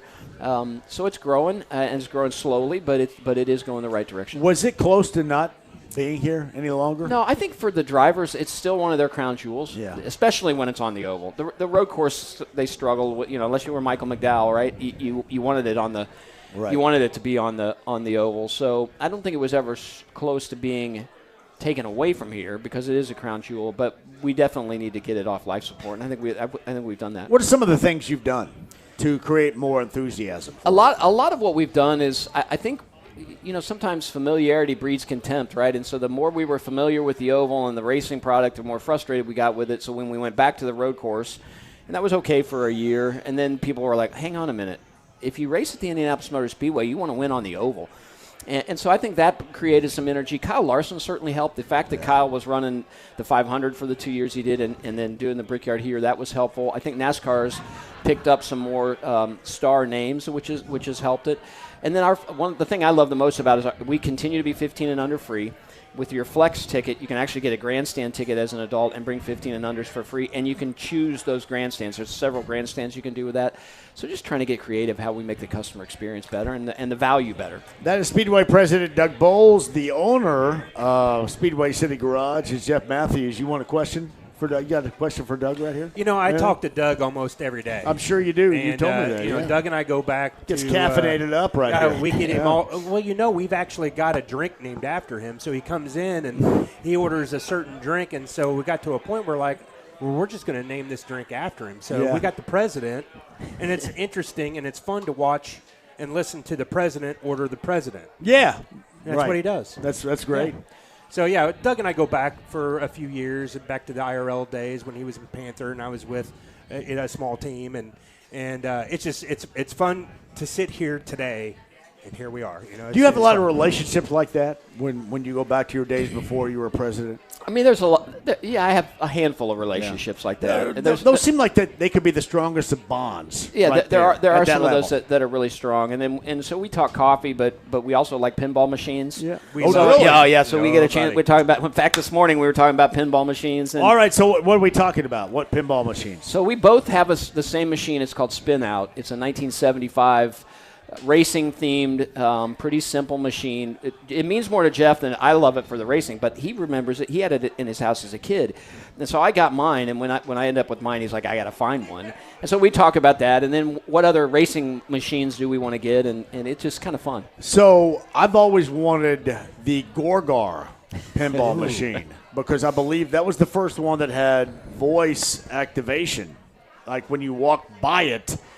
Gorgar would talk to you. Me. Yeah, Gorgar, me. Like your money. Yeah. I've always wanted, and I never really understood what Gorgar was, But it was just so awesome for the time. I've always looked for that. You guys are aware, as pinball aficionados, you're aware of Gorgar? And it's funny when you get it. Yes, I am for sure. 100%. But when you get into that, there's a lot of people that are into pinball machines, and when they hear you're into it, they start. And people will call you and say, "Hey, I've got this game. You want this game?" And I'm pretty focused on racing-related games, but there are people out there that are looking for everything. How many are there of racing? Well, we were looking this morning, and so there's a website called Pinside. And on Pinside, you can have a wish list, and I think I probably got what we would look like 10 or 11 racing-related games that were interested. There's an amazing Indy 500 game that, fortunately, Beth allowed me to pick up a couple of years ago. That was done in 1995-96. So it's got Bobby Unser's voice in it. It's got Paul Page's voice in it. You can hear Tom Carnegie in it. It's a really cool Indy 500 game. But there's a bunch. Most of the racing games were done in the 90s or before. Right. Yeah. So I just think about those games that I think about, like Playboy with Hugh Hefner and then Kiss as well. Those were some of the phenomenal pinball machines back in my era. and Doug's got a great one that I wish I had, the Evil Knievel. You have the Knievel one. I do. It's pretty cool. Yeah. How many do you have? Just 3. I just have, but my wish list is a bunch more than that. So I keep telling Beth we need to make more room in the basement so that I can. So, it's funny. People. What's the third? You have the What do you have? So I've got the Indy 500 game, Spin Out, and Evil Knievel are the 3 games that I've got. Okay. So. Man, that's great. I love pinball games, too. It is really fun. Do you think that a lot of the video games, the old school video games, have stood the test of time? Has pinball done the same thing? Pinball has kind of come back now. You see an awful lot of people with pinball. And then you also see, like, the old Pac-Mans and the old Miss Pac. Those games also are kind of big right now. Yeah. So there are a lot of people that collect them. And do you have an arcade in your basement? We've got 3, not an arcade, but we have 3 machines in the basement. You got to get some video games in there, too. Well, Galaga, maybe the little Donkey Kong, something like that. Yeah, it could be. I'm looking over at Beth to make sure it's okay. And the reason why I want to bring no, I think she's okay with it. We could put a little peer pressure on her right here if you want. Yeah, we could. So what is? Are you involved at all with the IndyCar video game? For sure, 100%. Where are we going with that right now? Well, so we've had iRacing has been fantastic. So the simulator side of racing has been really, really good over the last decade or so. But we haven't had a console game in 20 years. And so we have been really working hard to get a console game. And when iRacing decided to get into console games, they actually did the NASCAR game that's out right now. They said, "Hey, let's go figure out how to do an IndyCar game." So we've seen a lot of the renders and some of the initial play of the game. It'll come out the first quarter of next year. Really excited about that, and that opens us up to a completely new audience because there are sim gamers and then there are console gamers. So the folks that really play the PlayStations and the Xboxes, that this will be that for them, and it's going to be great for our sport. And you get to play the drivers you like, the cars you like. It's going to be a lot of fun. Who's on the cover? We don't have a cover yet. We're working on that. Oh boy! So we got a little bit of time. We got a little bit of time to get there. Yeah. So what are the options of the cover right now? That's a great question. I don't know exactly what we'll. I think it's going to be called IndyCar the game. So we'll. Alex Palou would be the guy you pick right now. Yeah. Will they fight over who wants to be on the cover? No, I think we'll look at what makes the most sense for the sport. My guess is it would be the car and multiple drivers at that point. It's funny. My kid, who Blake is a big race fan, texted me the other day. So he's watching the Sopranos series, and he goes, "Man, AJ is playing the kart racing game from I think 99 or 2000. Yep. I don't know which one that was, but he was actually playing it on an episode of The Sopranos. That's the type of product placement you guys need right there. 100%. Yeah. And so we're excited about the opportunities that'll present for us, and I think it's going to be a good game, and it's long overdue. Why has it been so long? Well, I think a lot of it is we hadn't focused on it. So for a period of time when there was the split, that was a challenge. And then when unification happened, people were just worried about moving the sport forward. And I just don't know that the audience was big enough. There wasn't enough momentum for somebody to take the risk of creating a game like that. And then Motorsports Games was going to do a game for us, and that whole company went under. And really, what iRacing did was stepped in and said, "Look, there's too much value in this. Let's figure out how we make it work from here." So a lot of it was just the timing wasn't right for IndyCar, and then the motorsports game things fell apart, and now we're at the point where I think iRacing trying to step into the console game, that makes sense for that. Was it disappointing with the way things went down with the weather following the World Cup match last week in Nashville? Yeah, it was really disappointing. The worst part about outside races, especially ovals, is weather. first of all, everybody's a weatherman, right? Because we all have it on our apps. Easy. Even the 500 this year, I had people saying, hey, you need to cancel the 500, move it to Monday. You're crazy for staying. The one thing that I've learned is you cannot make a decision on weather until you're within a few hours of the weather. Every once in a while, you know for sure you're going to get a massive rain and you can move on. But for the most part, especially here, the weather changes. So I'm just glad we stuck with it. Same thing with Nashville. What hurt us at Nashville was the lightning delays that happened essentially as soon as the soccer game was over.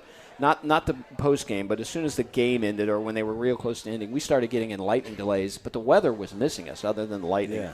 And if you're within 8 miles, TV has to come down. All of their guys have to come out, so you couldn't broadcast it anyway. So we kept having these weather delays.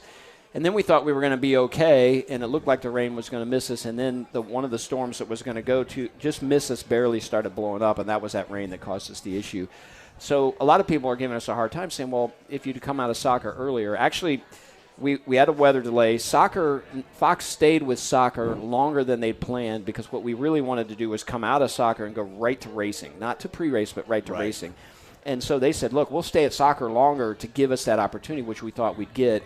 And then ultimately that rain came and was so much rain that we just knew we couldn't move on. And then we have to run on Monday, and running on Monday is terrible. The good news about the Monday race was we still had 775,000 viewers on a Monday afternoon, right? We had 2.9 million viewers that actually watched the rain delay broadcast of IndyCar. So, I think we're most excited about that 775 on a Monday afternoon is a pretty strong number.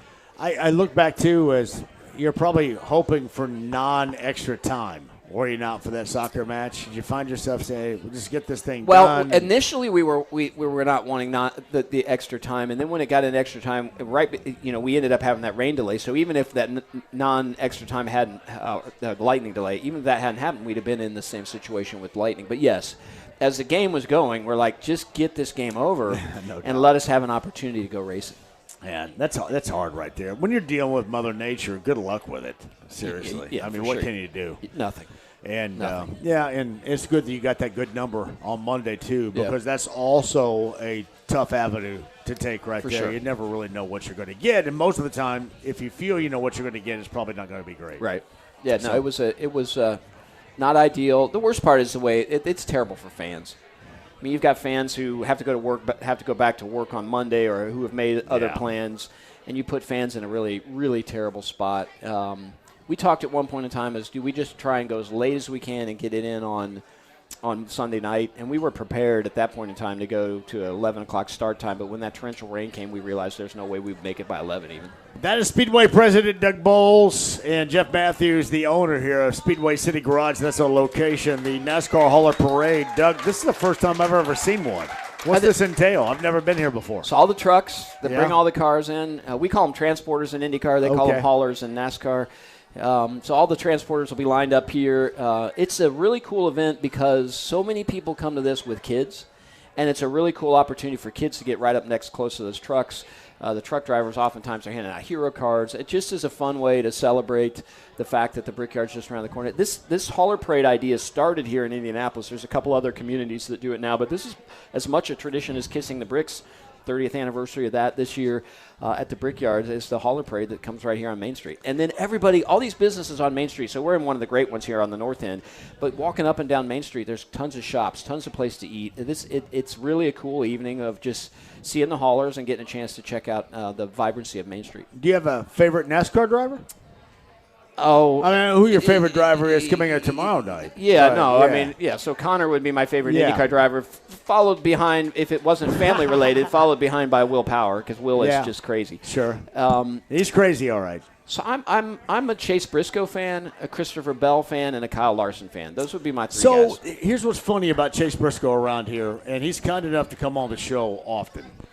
And he's from Mitchell, Indiana, down where I'm from. It does not seem like that he gets the love nor the notoriety that certainly Jeff Gordon got from the time that he spent over in Hendricks County, or Tony Stewart from being from here as well. How do you get – I mean, is it all up to winning and results, or what is it with Chase? Because it seems like if you're really going to embrace somebody around here, that would be the dude, because he is from rural Lawrence County. For sure. I think Jeff came to NASCAR at exactly the right time. You had the older guard beginning to slow down. You had this young, good-looking kid from Indiana/California, and he instantly became successful. Yeah.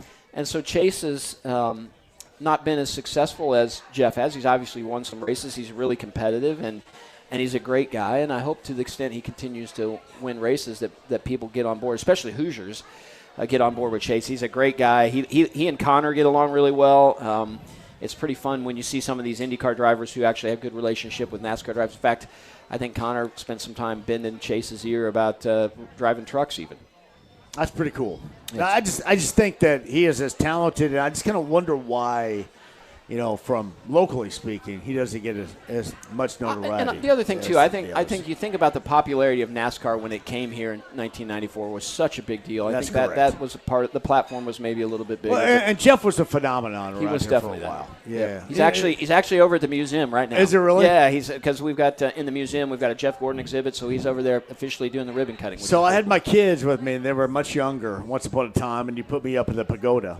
And I'm in the bathroom, and I hear my daughter, who was, I think, around 8 at the time, Lainey, talking to somebody. I go, who in the world is she talking to? And I walk out of the bathroom, and it's Jeff Gordon. I go, I don't know if she knows anything of what you're talking about right here.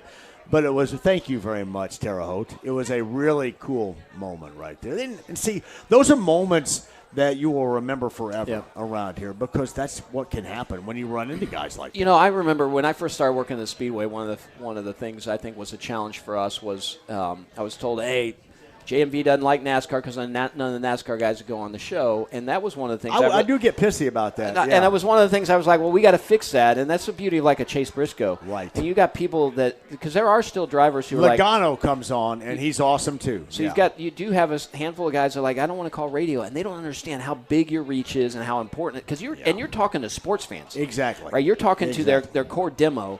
And so when you have guys that understand it like a Chase, and Joey's really good about that too, even Michael McDowell coming in last week and trying to help out. Those are the guys that are the good guys that understand how important it is to talk to the fans. My wife is leaving me. She's Beth is leaving? Yeah, she's. Well, wait a minute. She's got to deliver tickets.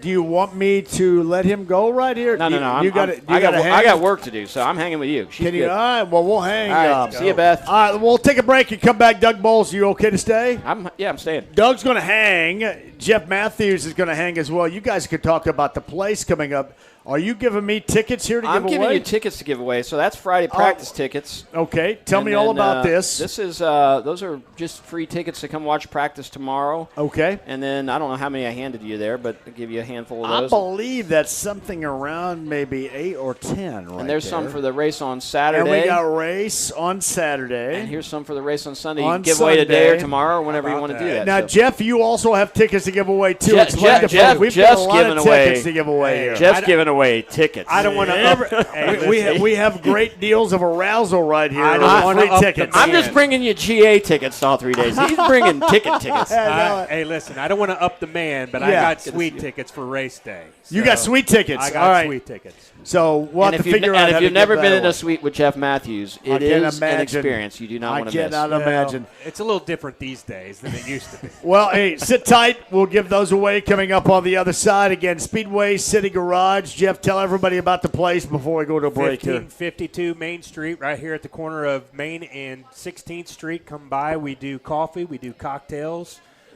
Again, where every lap begins and every long day ends. That's a great one. And I'm going to be – you came up with that yourself. Now my wife did. That's like Indiana State stuff right there, pal. Yeah. Let me tell you that. And it's in the shadow of Gate 1, which I is mean, pretty look cool. at this place. Can it get any better than this? It does not, man. It doesn't. All right, Doug and Jeff come back on the other side. Speedway City Garage on a Thursday. The Hall of Parade is coming up as well. Don't go anywhere. 93.5, 107.5 The Fan. Weather update, which is perfect right now, courtesy of Fox 59.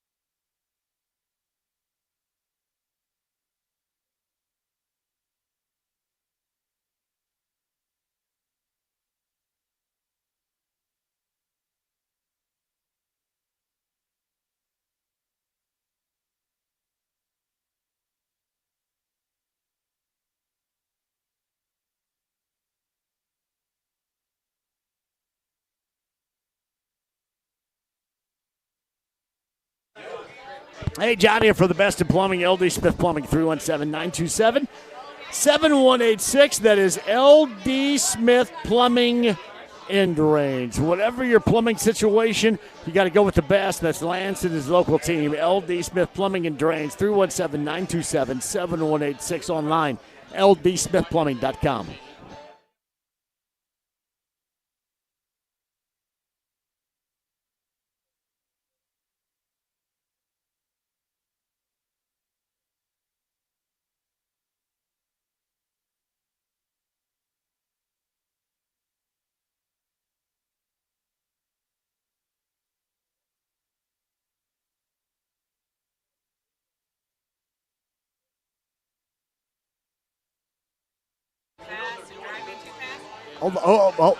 Hey, John here. Hold on one second. Hey, we've got Love Heating and Air, a Heil dealer. That's okay. Let me do this really quick. Love Heating and Air, a Heil dealer today. That's love-hvac.com. Here's what I want you to do. Kendra is standing by, awaiting your call right now. This is a great time with the weather the way that it is to make sure your system is working the way that it should. That is Love Heating and Air, a Heil dealer. The absolute best to get you on track to make sure. And by the way, if you need repair, all you have to do is mention my name at 317-353-2141, and they're going to give you $144 off the service fee. That's Love Heating and Air, a Heil dealer. 317-353-2141. That's online, love-hvac.com today.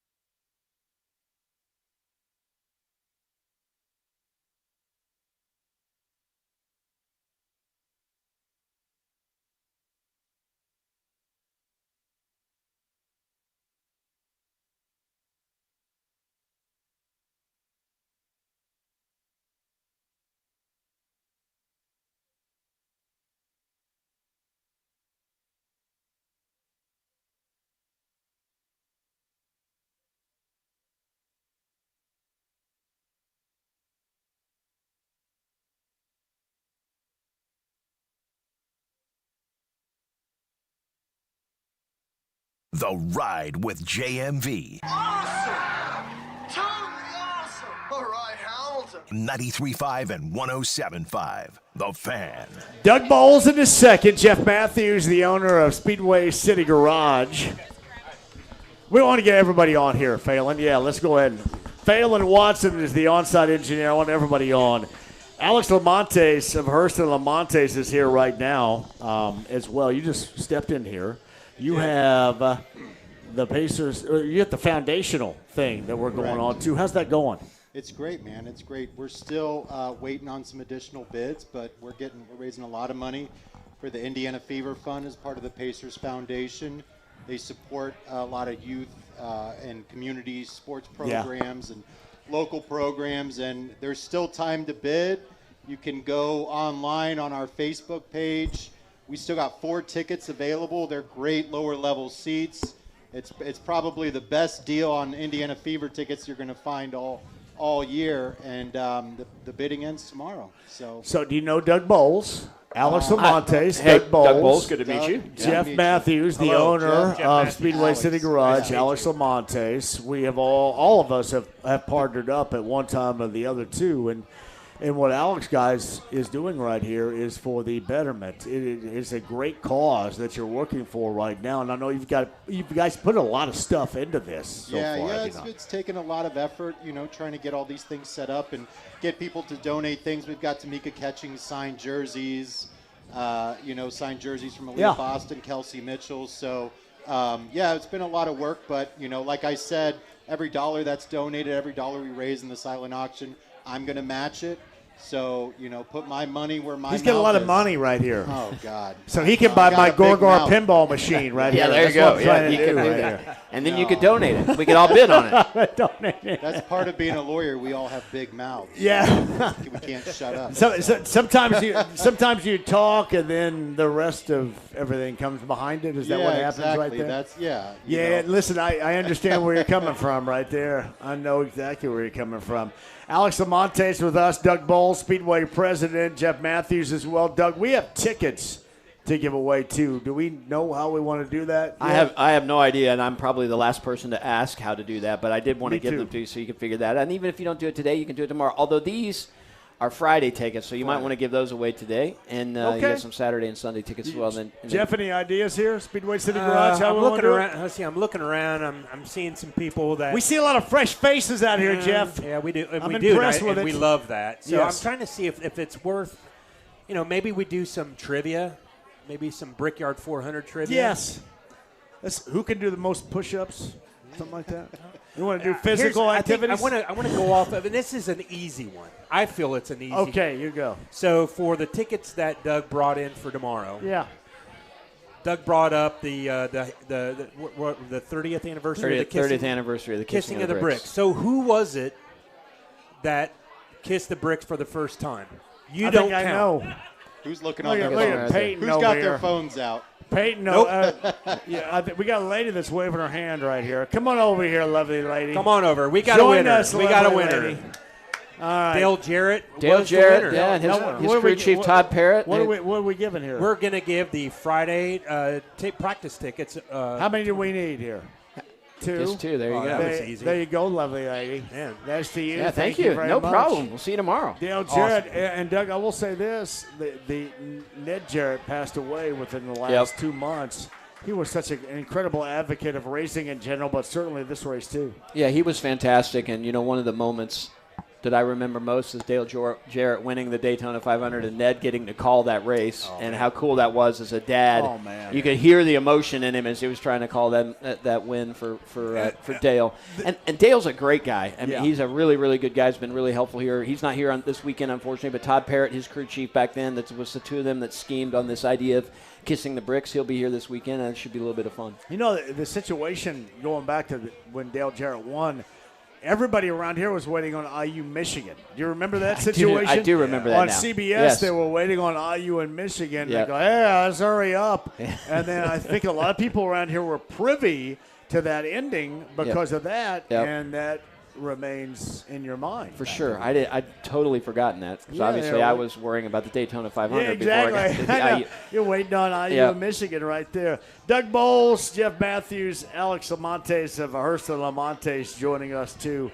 Did you go to the game last night, pal? No, I missed it. You missed that? You missed a really incredible offensive performance right there. Yeah. I watched some of it, and especially towards the end there, but wow, what a game, right? They won by 35 they put up or something? 123. They put up 123 with the highest point total in their history. So hell of a game, man. What a great game. Remind people again how they can get involved. Absolutely. Yeah, if you just go on our Facebook page or our Instagram page, you will see links for the online auction. All the money goes to benefit the Indiana Fever Fund. Indiana Fever Fund is doing great work through the Pacers Foundation, and like I said, every dollar that we raise is a dollar that I will match. So So how much longer do we have to We have do until that? tomorrow around 3 p.m. And there's still some seats available, lower level seats in the Sire Spirit 67 section. Real nice, great view, center court. You can see all the action. You know how much different it is going to a Fever game than really going to any other WNBA game out there. Oh, it's just a totally completely different experience. Yeah, and even you watch them travel. They travel so well. Yeah. It's funny. It's like you watch a game online, you watch the Fever play Atlanta, and you're going to see Iowa jerseys in the stands. Yeah. It's just crazy. You in Atlanta. you go anywhere. Yeah, And you see yeah. that too. But yeah, no, we travel we can't so have well. a suspension though here, Alex. We've got to sidestep the next technical foul here. We got to do that. You know, the thing is, and I think a lot of us dealt with it when we were younger. We were just little hotheads sometimes when you're younger, right? I You think understand you're a the little competitive invincible. quality of it Right? too. I think that also what has to supersede that is my team and my organization and my Yeah, fans right here, absolutely. because you can't be lost Right. for any game. Yeah, You there's really more at can't. stake than your ego. There's Absolutely. no doubt. Yes. People tell me that all the time, and I go, "Well, wait a minute." But no, that Yeah. is so true. You know, but at the flip side is you love the passion, right? Yeah. I mean, Yeah. that's what's so cool Well, about it. I mean, if Doug, that's what makes her. It That's is, what makes her. and you're right. At the end of the day, when you get that close, you're like, okay, I got to slow down a little bit because the team needs me. But what makes her who she is she's so passionate, and it just comes through, and it's Yeah. authentic, and you care about it, and that's fun to watch. If it were bull crap and it was not authentic, then I take issue with it because you just can't miss a game with your team and those that are out to watch you. But because that does fuel the fire, I do understand that. Yep. Because a lot of people are built that way, Doug. Yeah. That's why I love Will Power, right? I was telling you, obviously Connor, but I love Will because Will just the emotion comes through, and Yeah. and so many times we take our athletes and we We do. sanitize them. Yes. And you don't get to see who they really are and the passion that they have, and I think that's kind of what makes you fall in love or not like somebody, right? And that sells tickets either way. You want somebody that's going to polarize you. All right, Alex, have you been here before? Absolutely, yeah. We were here. We were over next door not too long ago, and then I came over here. Well, you know before what that. the owner is, Jeff Matthews, right here. Have you guys met before? We just put you on the set together? I think we met back in the hallway back to the restrooms. As a matter of Well, fact. sweet. Yeah. It was- And let it be known that you have a toilet that is completely by itself right there, too, with a door and everything. Now, next to the IMS bathrooms, because they're pretty solid these days. The troughs, yeah. They are pretty solid. I know We've it. improved those quite. Yeah. But yeah, we've my got some goodness. doozies in there. So when you were with me last time, you came over here. Yeah. Oh, I Well, gotcha. hey, I need a trough. I got a 6-year-old boy. I need Oh, a damn for sure, trough yeah, in because my you're cleaning the house. floor up in Oh, the hey, toilet. man, Yeah, you I got got it, a yeah. trough. It's called the backyard. Yeah, there you go. That's what I got. Yep. My trough is the backyard, and it has been forever. Hey, one more time, Alex Amontes of Hurst of Amontes. We've got a show coming up in the month of Yeah, August, we coming do. up before a Fever game. Absolutely. Yeah, it's August 14th. We're going to do another pregame show during the ride between 3 and 6. We're going to be raising more money for the Indiana Fever Fund. And then we've got another one in September. And, you know, the goal is for us to hit $10,000 for the year because that's one of the grants, the smallest grant they give away. And if we can help change a couple of local organizations here, then, you know, I feel like I've done my job. What's the major focus on this, too? With what do you have in mind? With the Indiana Fever? Yeah, with just what the money you're trying to raise. Yeah, and what so you're the trying to money, do. they basically what they do is they work with the Pacers Foundation and local organizations from across the state. They will petition them. They'll go through their grant process, and the Fever Fund will support local organizations that are really focused on young women and youth sports, and not just women's sports, but community engagement and helping just kind of grow and empower them and provide a safe place for them as well. We got to get you guys all together. You guys seem like-minded individuals, right? Have you So, met Doug? I have not before? met This is our first time meeting. This is great. I'm telling you what, man. I mean, I think you guys got to get together. We One got of some my close opportunities. friends works with you, Jimmy McMillan. Oh, yeah, Jimmy. I was Jimmy's a just good talking buddy about of mine. Jimmy. Yeah, Jimmy's. Yeah. The cool thing about all of us is we care about community, just Yes, like you. no doubt. I mean, we love our community, we love our city, we love our state, and we want to use the platforms we've been given to make a difference and to make our communities better. And, you know, that's the beauty of when we get to host a Brickyard 400 or a Fever game or a WNBA championship or, you know, the All-Star game. what's so cool about it is we get to showcase the city we love so much, and that's what we all care about, and that is the secret sauce that Indianapolis and Indiana have, and it is fun when we get to be together with people who feel the same way. Isn't it cool, too? We have this platform to do it. Alex, Doug, Jeff, we have this platform for sure to do this, and I wouldn't feel right if you didn't give it your all to try to make everything better like that. 100%. I mean, your job is to get listeners on the radio. You take care of your clients. You're worrying about moving a beer or a coffee. I'm worrying about selling tickets. But if that's all we were known for, we've failed in the platforms we've given. We really have to find a way to give back to our community, make our community better because of the places where we are. And that is, again, the secret sauce of Indy. There's so many people that believe that and care about this city. Well, that's what's great. It's a big city, but we all know everybody. And it's like still a very tightly wound group of people to where when you can get enough people together, you can really do some things. For sure. The size of this city should not have the Indy 500, the Pacers, the Colts. We're not that big of a city, but the way we collectively work together to make a big difference, and even the sports franchises work together so well because we don't feel like we're competing against each other. We're all doing the same thing. Let's elevate the city of Indianapolis through the sports platforms we have. Yeah. I mean, it's so impressive, all of the teams that this market has. I mean, it's not a big market. Not at all. And all of the professional teams that we've got here and all the support that all these teams get from not just from the fan base, but from the local businesses, the local organizations, jump in to try to help, I mean, I love the message, Doug. Fantastic.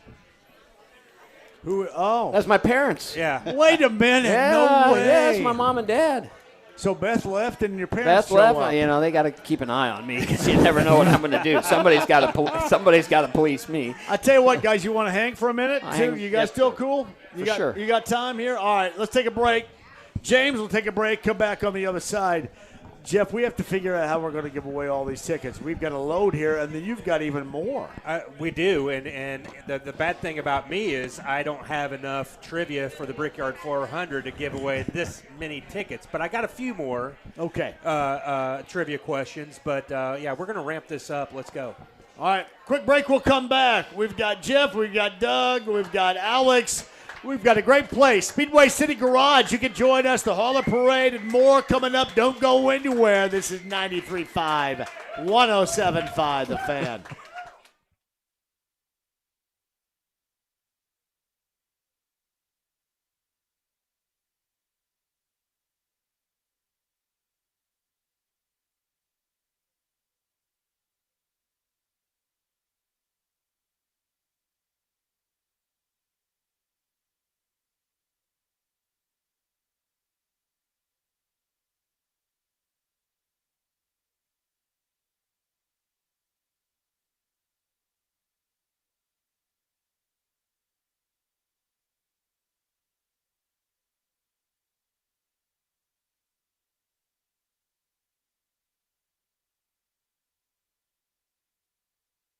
Hey, John here for the District Tap. 2 locations, North Side, Clearwater Crossing, downtown Indy. I'm telling you, if you're going to post up someplace, Alex is with me right now, too. He doesn't have to say anything, but Alex and I are friends of Michael. Michael is the owner of the District Tap of the 2 locations.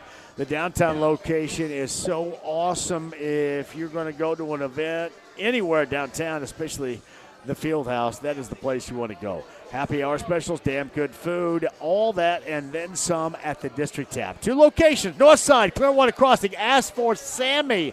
Sammy is the bartender and the supporter of everything that is awesome on the North Side location, downtown Indy, the District Tap as well. Live music and more. You can see about all that you need to know about the District Tap online, thedistricttap.com.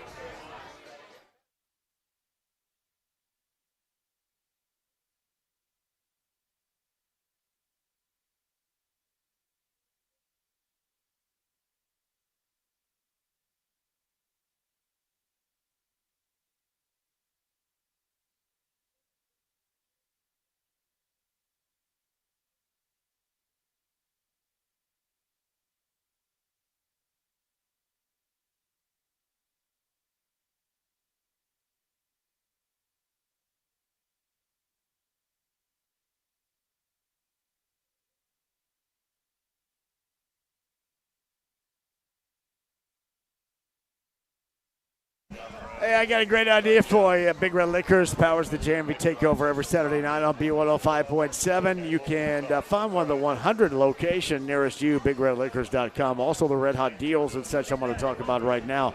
And Michelob Ultra, the superior light beer. You're going to find that great specials right now, too. Coors Light, Miller Lite, all that, Bud Light as well at Big Red Liquors. Don't be BYOB. Make sure that if you're the host, for example, like Paradise Day Watson coming up on Sunday, you're the host that got everybody involved in the greatness that is Big Red Liquors. Make sure you're supported. Big Red Liquors has your back online. That's BigRedLiquors.com today.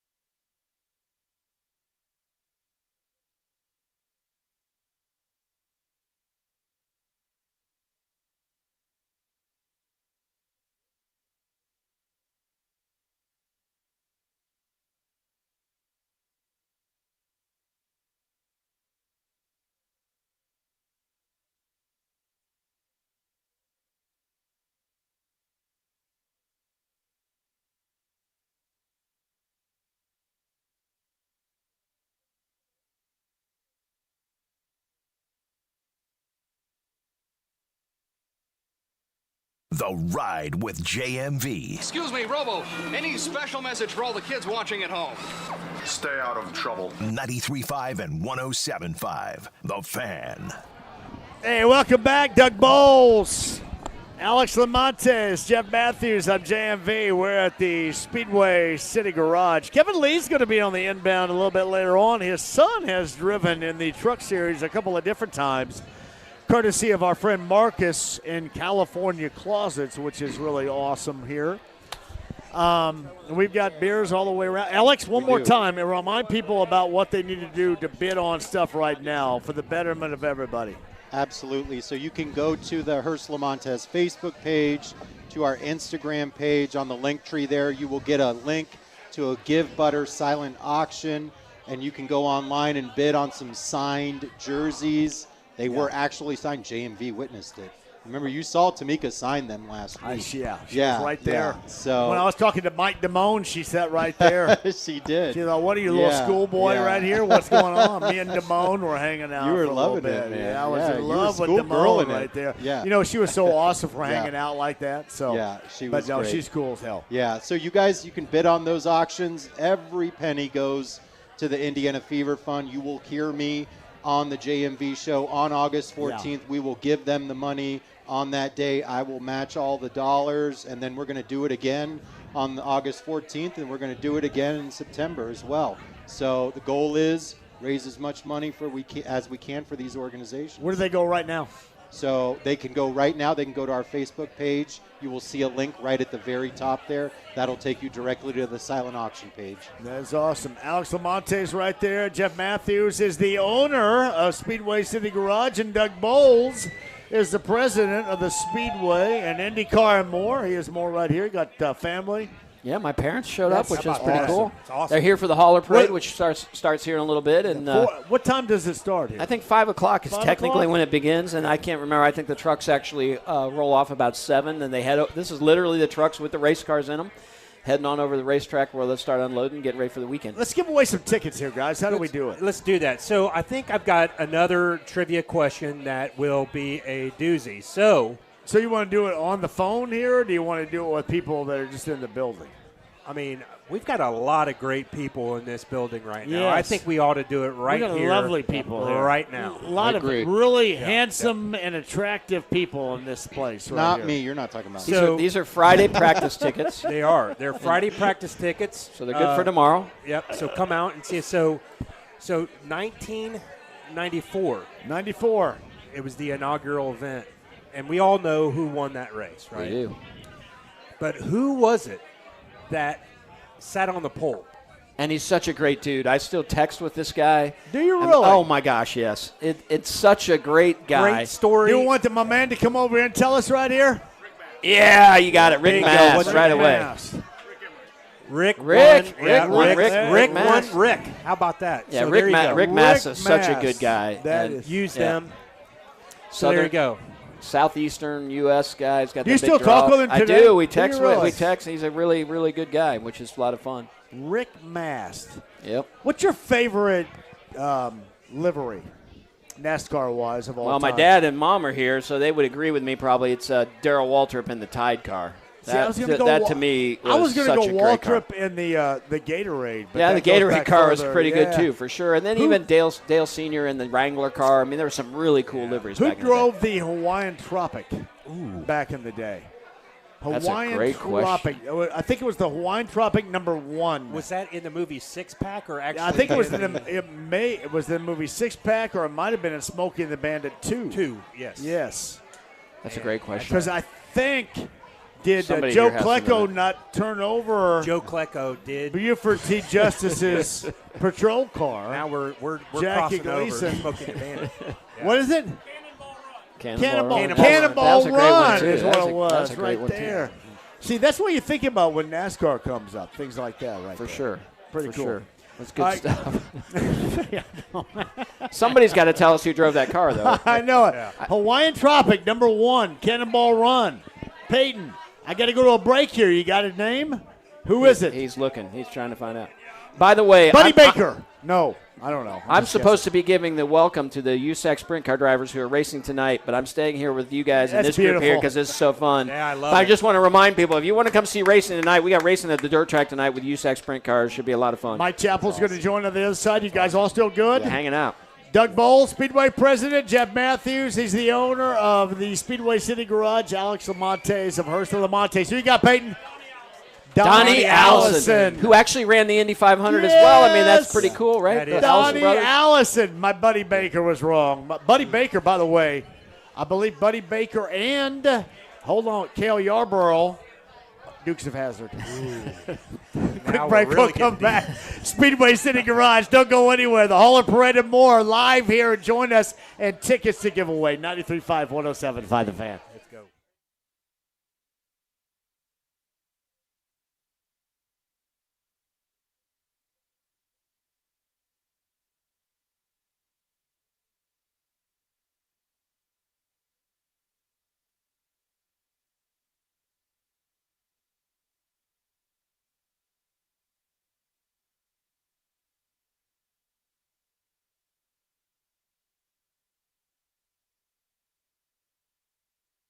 Hey, Johnny for Connecticut, Connecticut.com. Get that free test in your home today to find out what Connecticut can do for you. And I mean, elevate your water to be the absolute best. if they've done that for me, I know they can do that for you. Joe and the gang with the customized equipment to make sure your system is giving you elite level water. That's Kinetico. Kinetico Water Systems. Get them in your home today. That free analysis, Kinetico.com.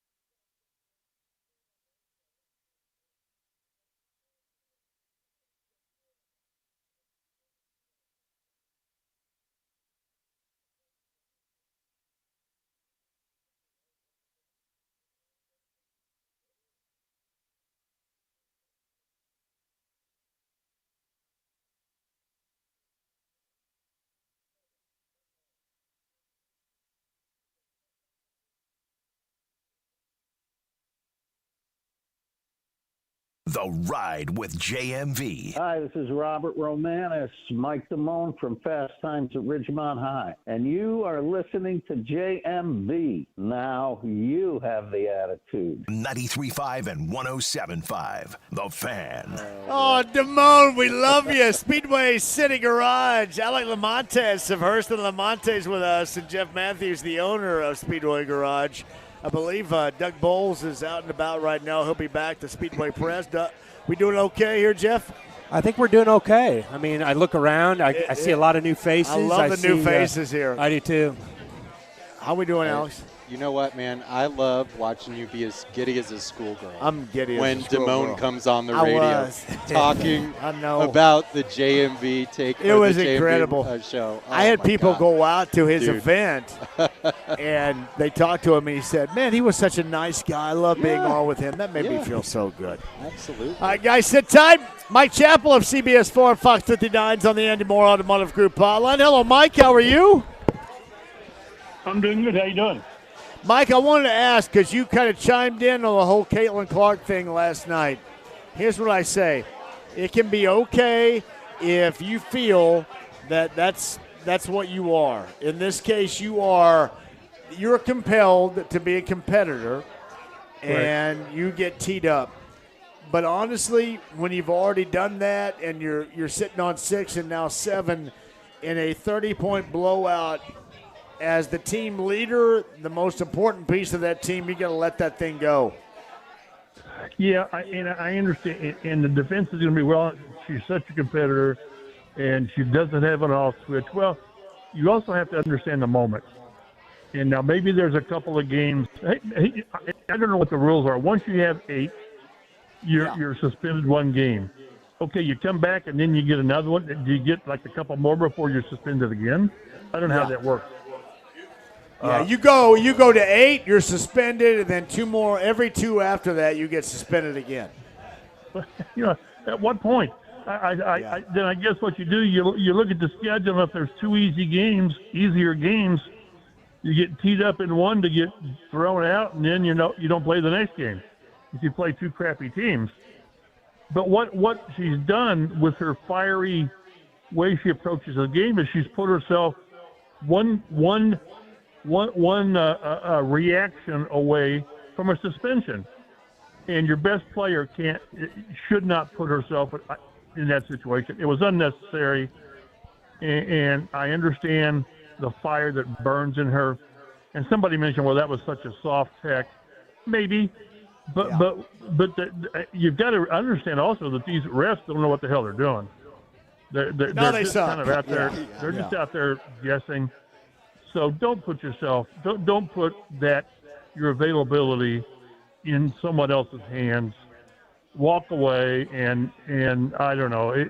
The word that comes to mind is unnecessary, because she's put herself with the accumulation in a spot where maybe there's something that's really valid. Somebody's really pushed her to the edge, and you respond.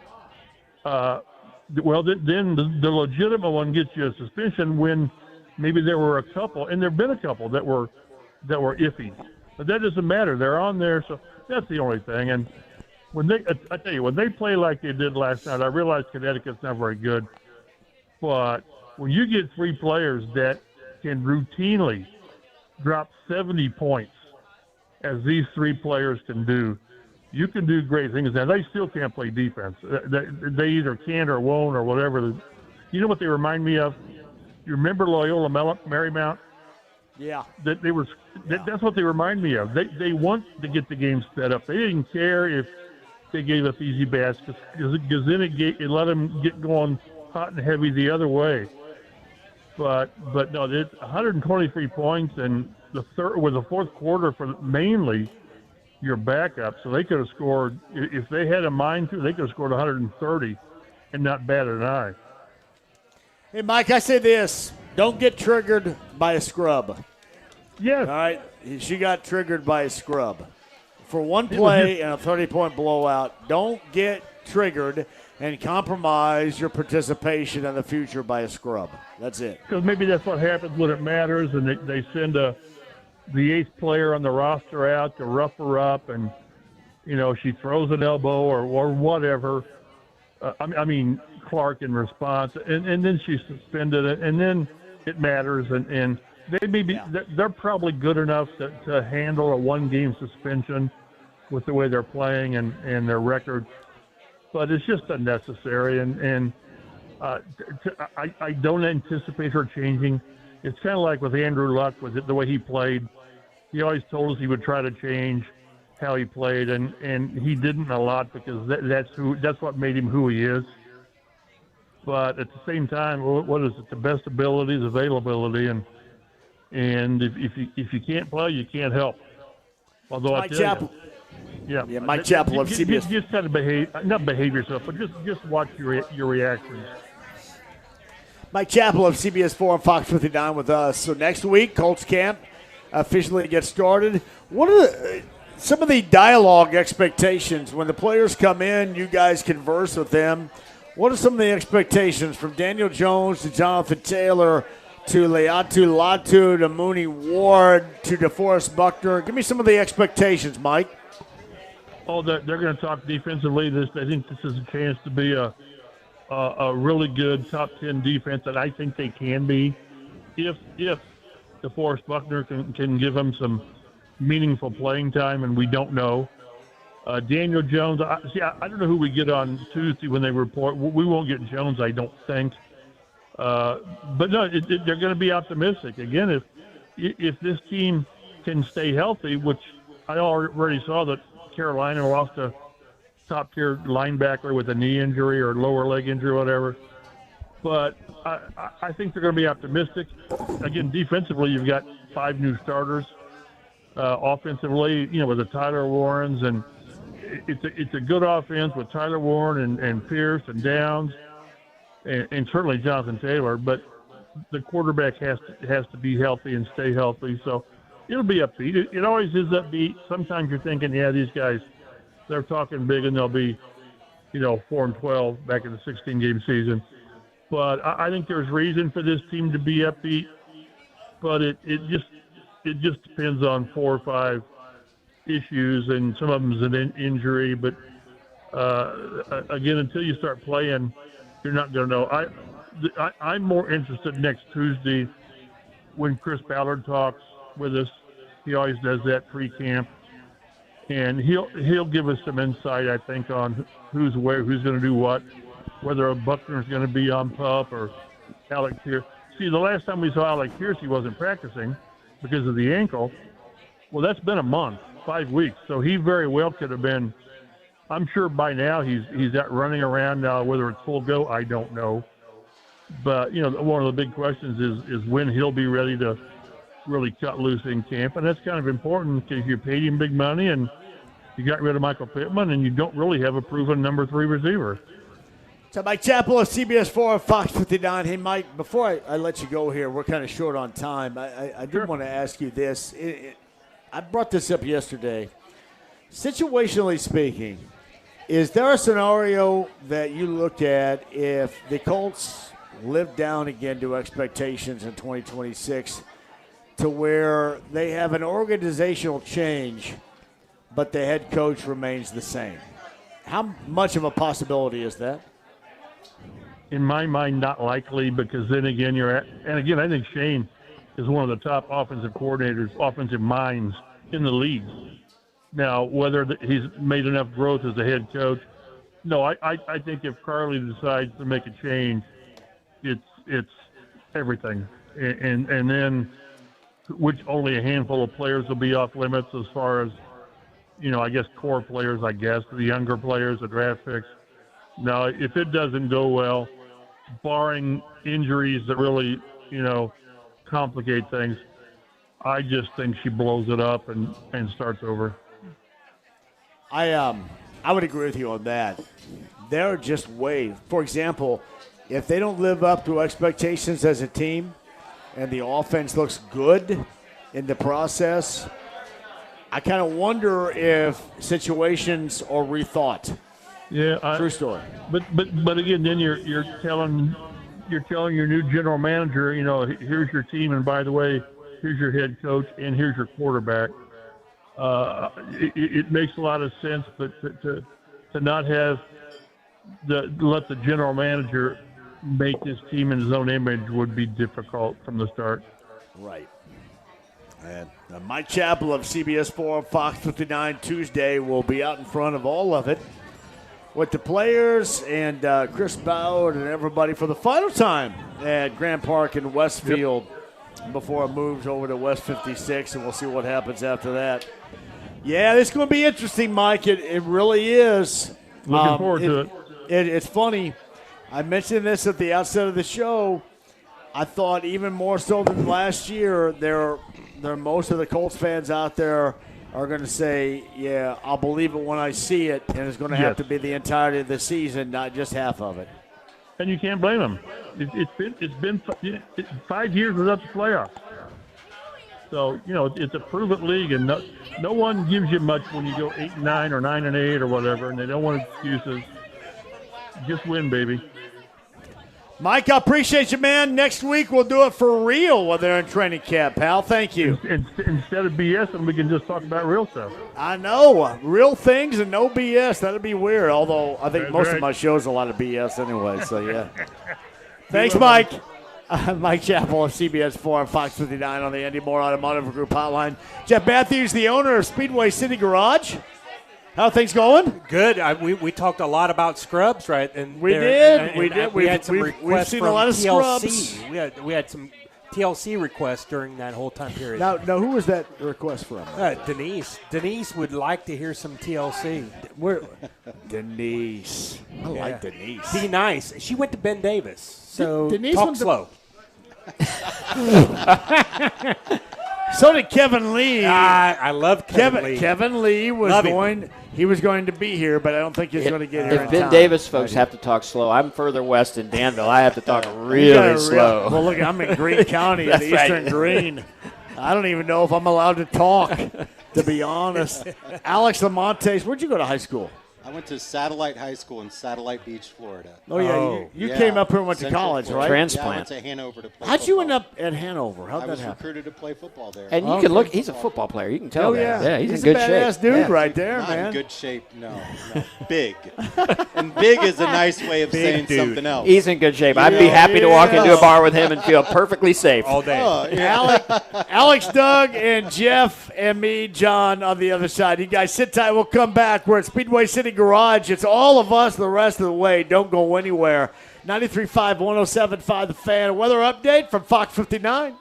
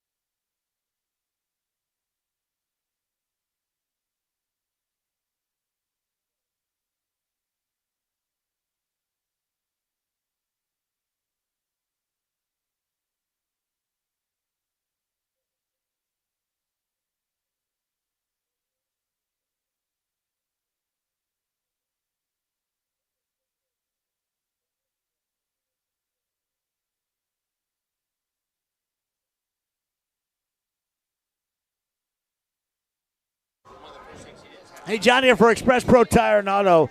Hey, forget about me talking about this. The guy that runs all the locations in Central Indiana is here. Here's Joe Childers of Express Pro Tire and Auto. Joe. Hi, John. How are you? Joe, tell me all about what you guys offer, especially mid-late summer here. Well, let's talk about kids going back to school, and especially those kids that are going to be driving their cars back to college. Please stop by one of my 13 Indiana Central locations and get a free inspection. Have the tire pressure checked and filled up, and maybe an oil change, and that way we don't have to worry about them driving back and forth to wherever their destination is to go to college. You guys are the absolute best. How many locations do you have in Central Indiana now? 13 now. 13 Central Indiana locations. Here's what I want you to do. Express Pro Tire and Auto. You ask for Joe Childers, and Joe will set the pace for you right there. Express Pro Tire and Auto. Joe, man, thank you. Thank you very much. Joe Childers right there. Familiar face. You will love him, I promise. That's expresspro.com for more details today.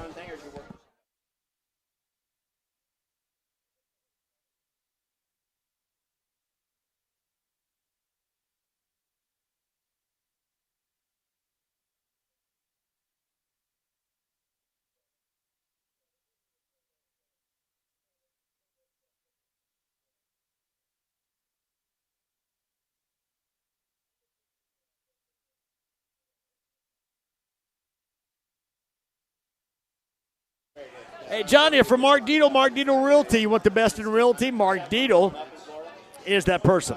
Mark Dietel, again, I want you to write this number down because you may not need it right now, but at some point I guarantee that you will. Mark Dietel Realty, 317-755-4232, markdietel.com, markdietel.com today. Why? Because not everybody's the same. And we all deal with different situations, and Mark is at the forefront of doing just that. Perfect at whatever you need. Downsizing, upgrading. Nobody better than Mark Dietel of Mark Dietel Realty. In fact, Mark Dietel, the only real estate expert I trust and recommend with the sale of my home. You can get Mark Dietel to, with your home, mutually sell and agree upon a price before the deadline, or he is going to buy it. It's a beautiful thing, too. That's how much you put in confidence with Mark Dietel of Mark Dietel Realty. Pick your move date. There are no long-term contracts you can cancel at any time. Again, write this number down. You may not need it right now, but at some point you probably will. 317-755-4232. It's markdietel.com, the best in realty. markdietel.com today.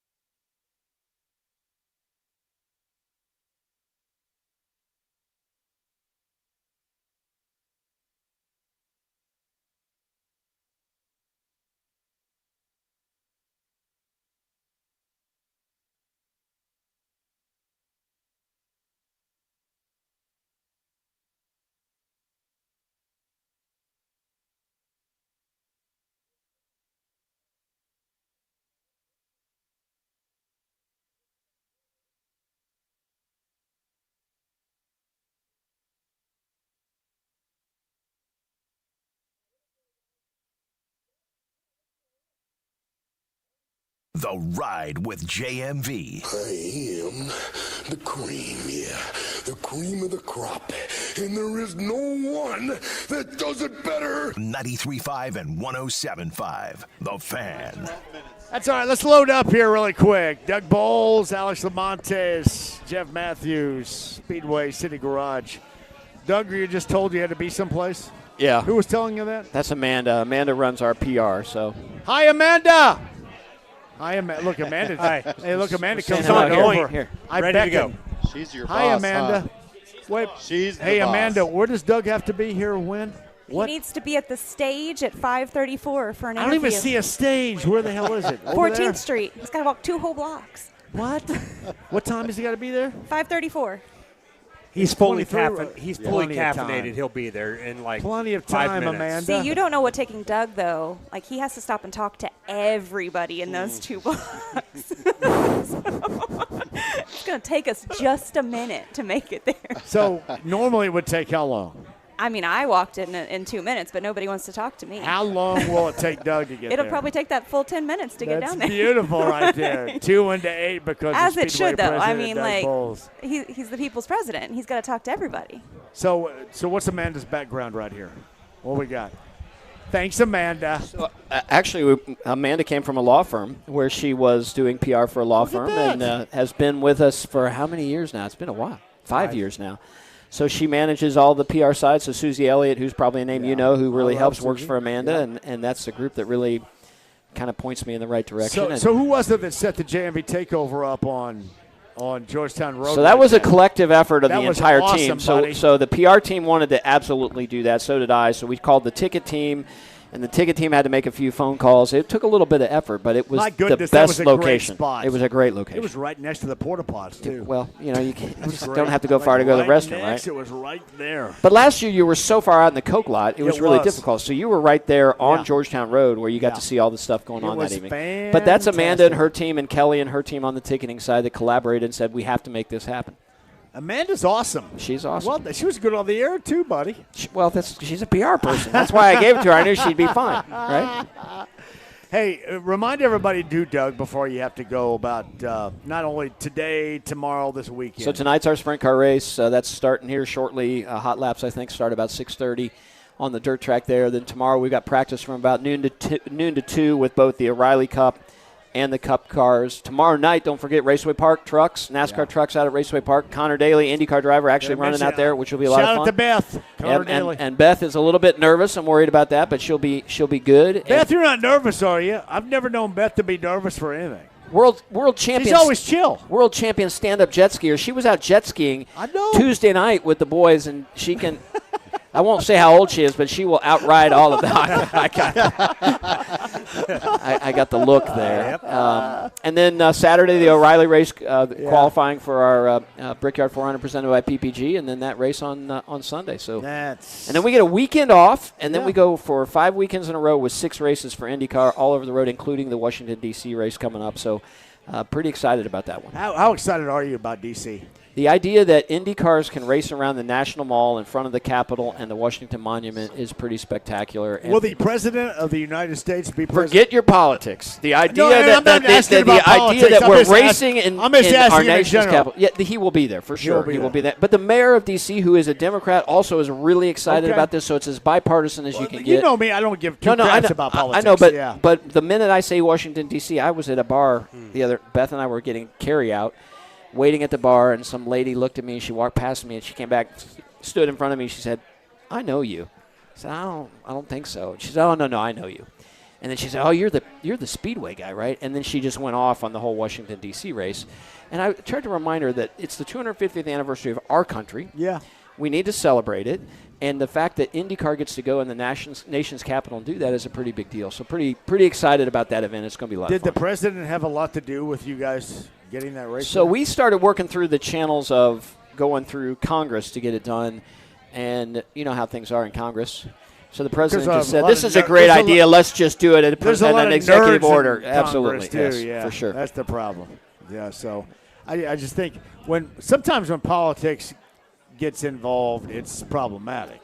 This is not the case, though. Well, and most of us, whether we are on one side of the aisle or not, can sit down together and have a reasonable conversation. There's no doubt. And figure out how to make That's a difference. all of us right here. 100%. Seriously, all of us right 100%. here. I've always felt that way, too.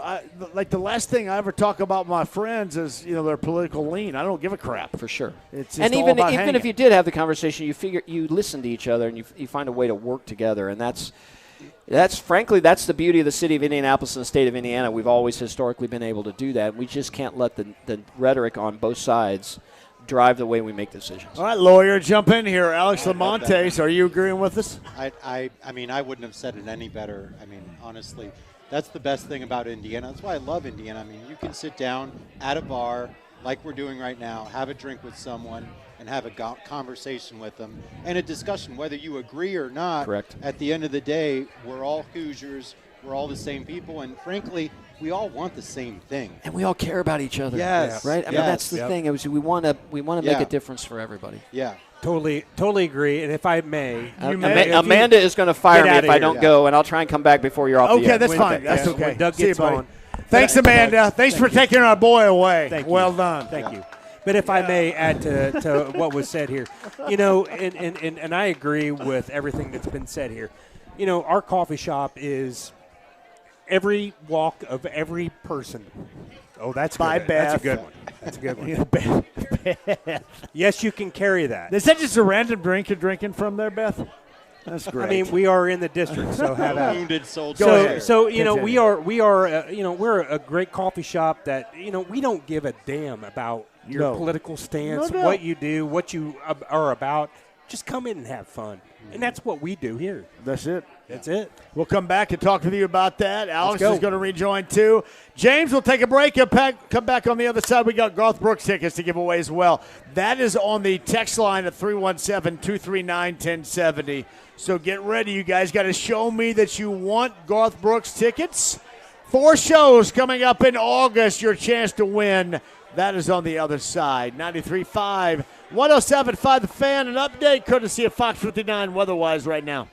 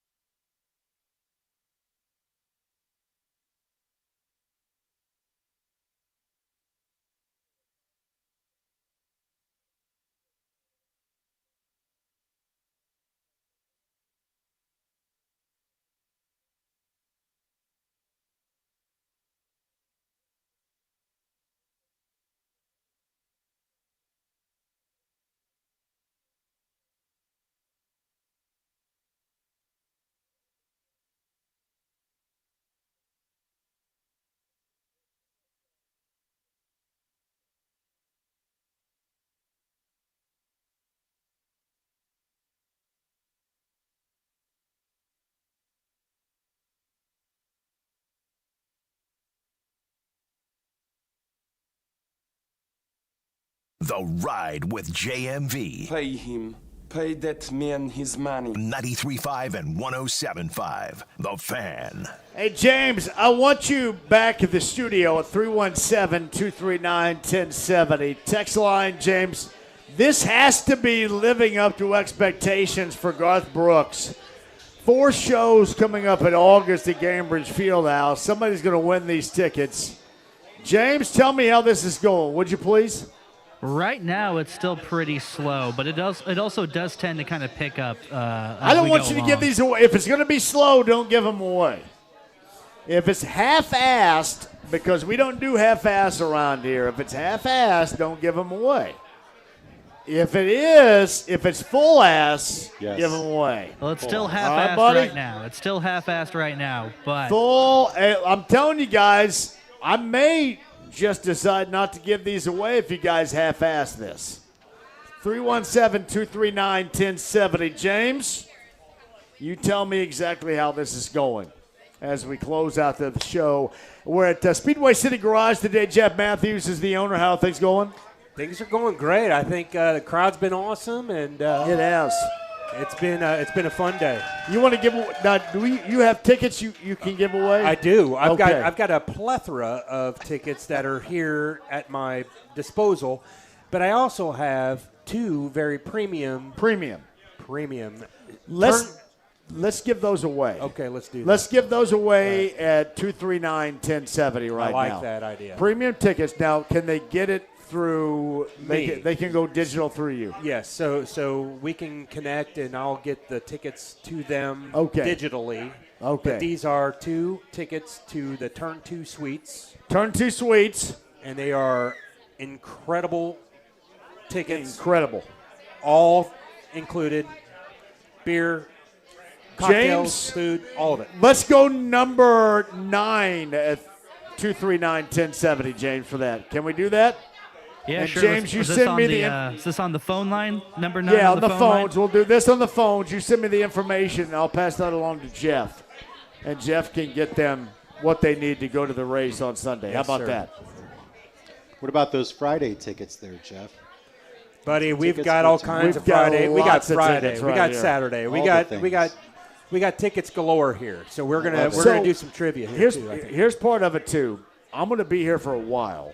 So why don't, if you come up, if you hear what we're talking about on the show, come up to me, and I'll give you a couple of tickets of your choice right here. Can we do that? Solid. We'll do Love it that way. I'm going to be here at, again, Speedway City Garage. Tell everybody about the place. So here we are, 1552 Main Street. We're at the corner of 16th and Main. We are in the iconic Rosner building. There we go. We've got some Rosner family still here. Beautiful. Yep. Come over and see us. We're going to hang out here until 8 o'clock tonight, and we'd love to see you tonight. All right. Hey, James, updates here. Text line for Garth Brooks. How'd it go? Did it amp up? Text line is starting to pop off, and our phone lines are completely full right now.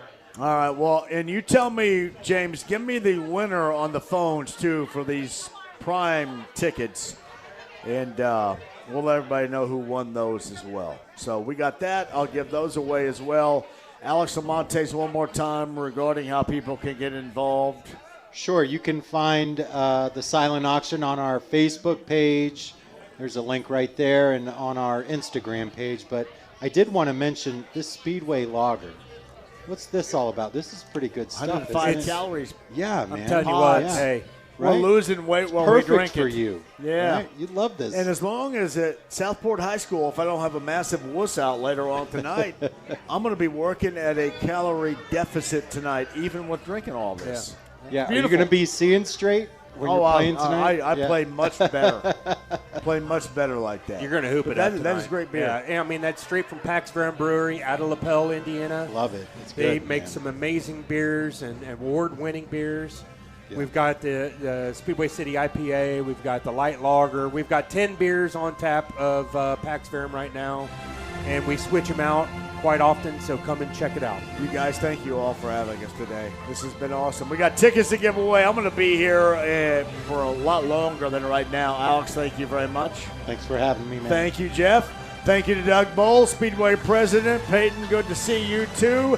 James, back of the studio. You guys have been awesome at the Speedway City Garage. Woo! 93.5, 107.5 The Fan. Have a great night.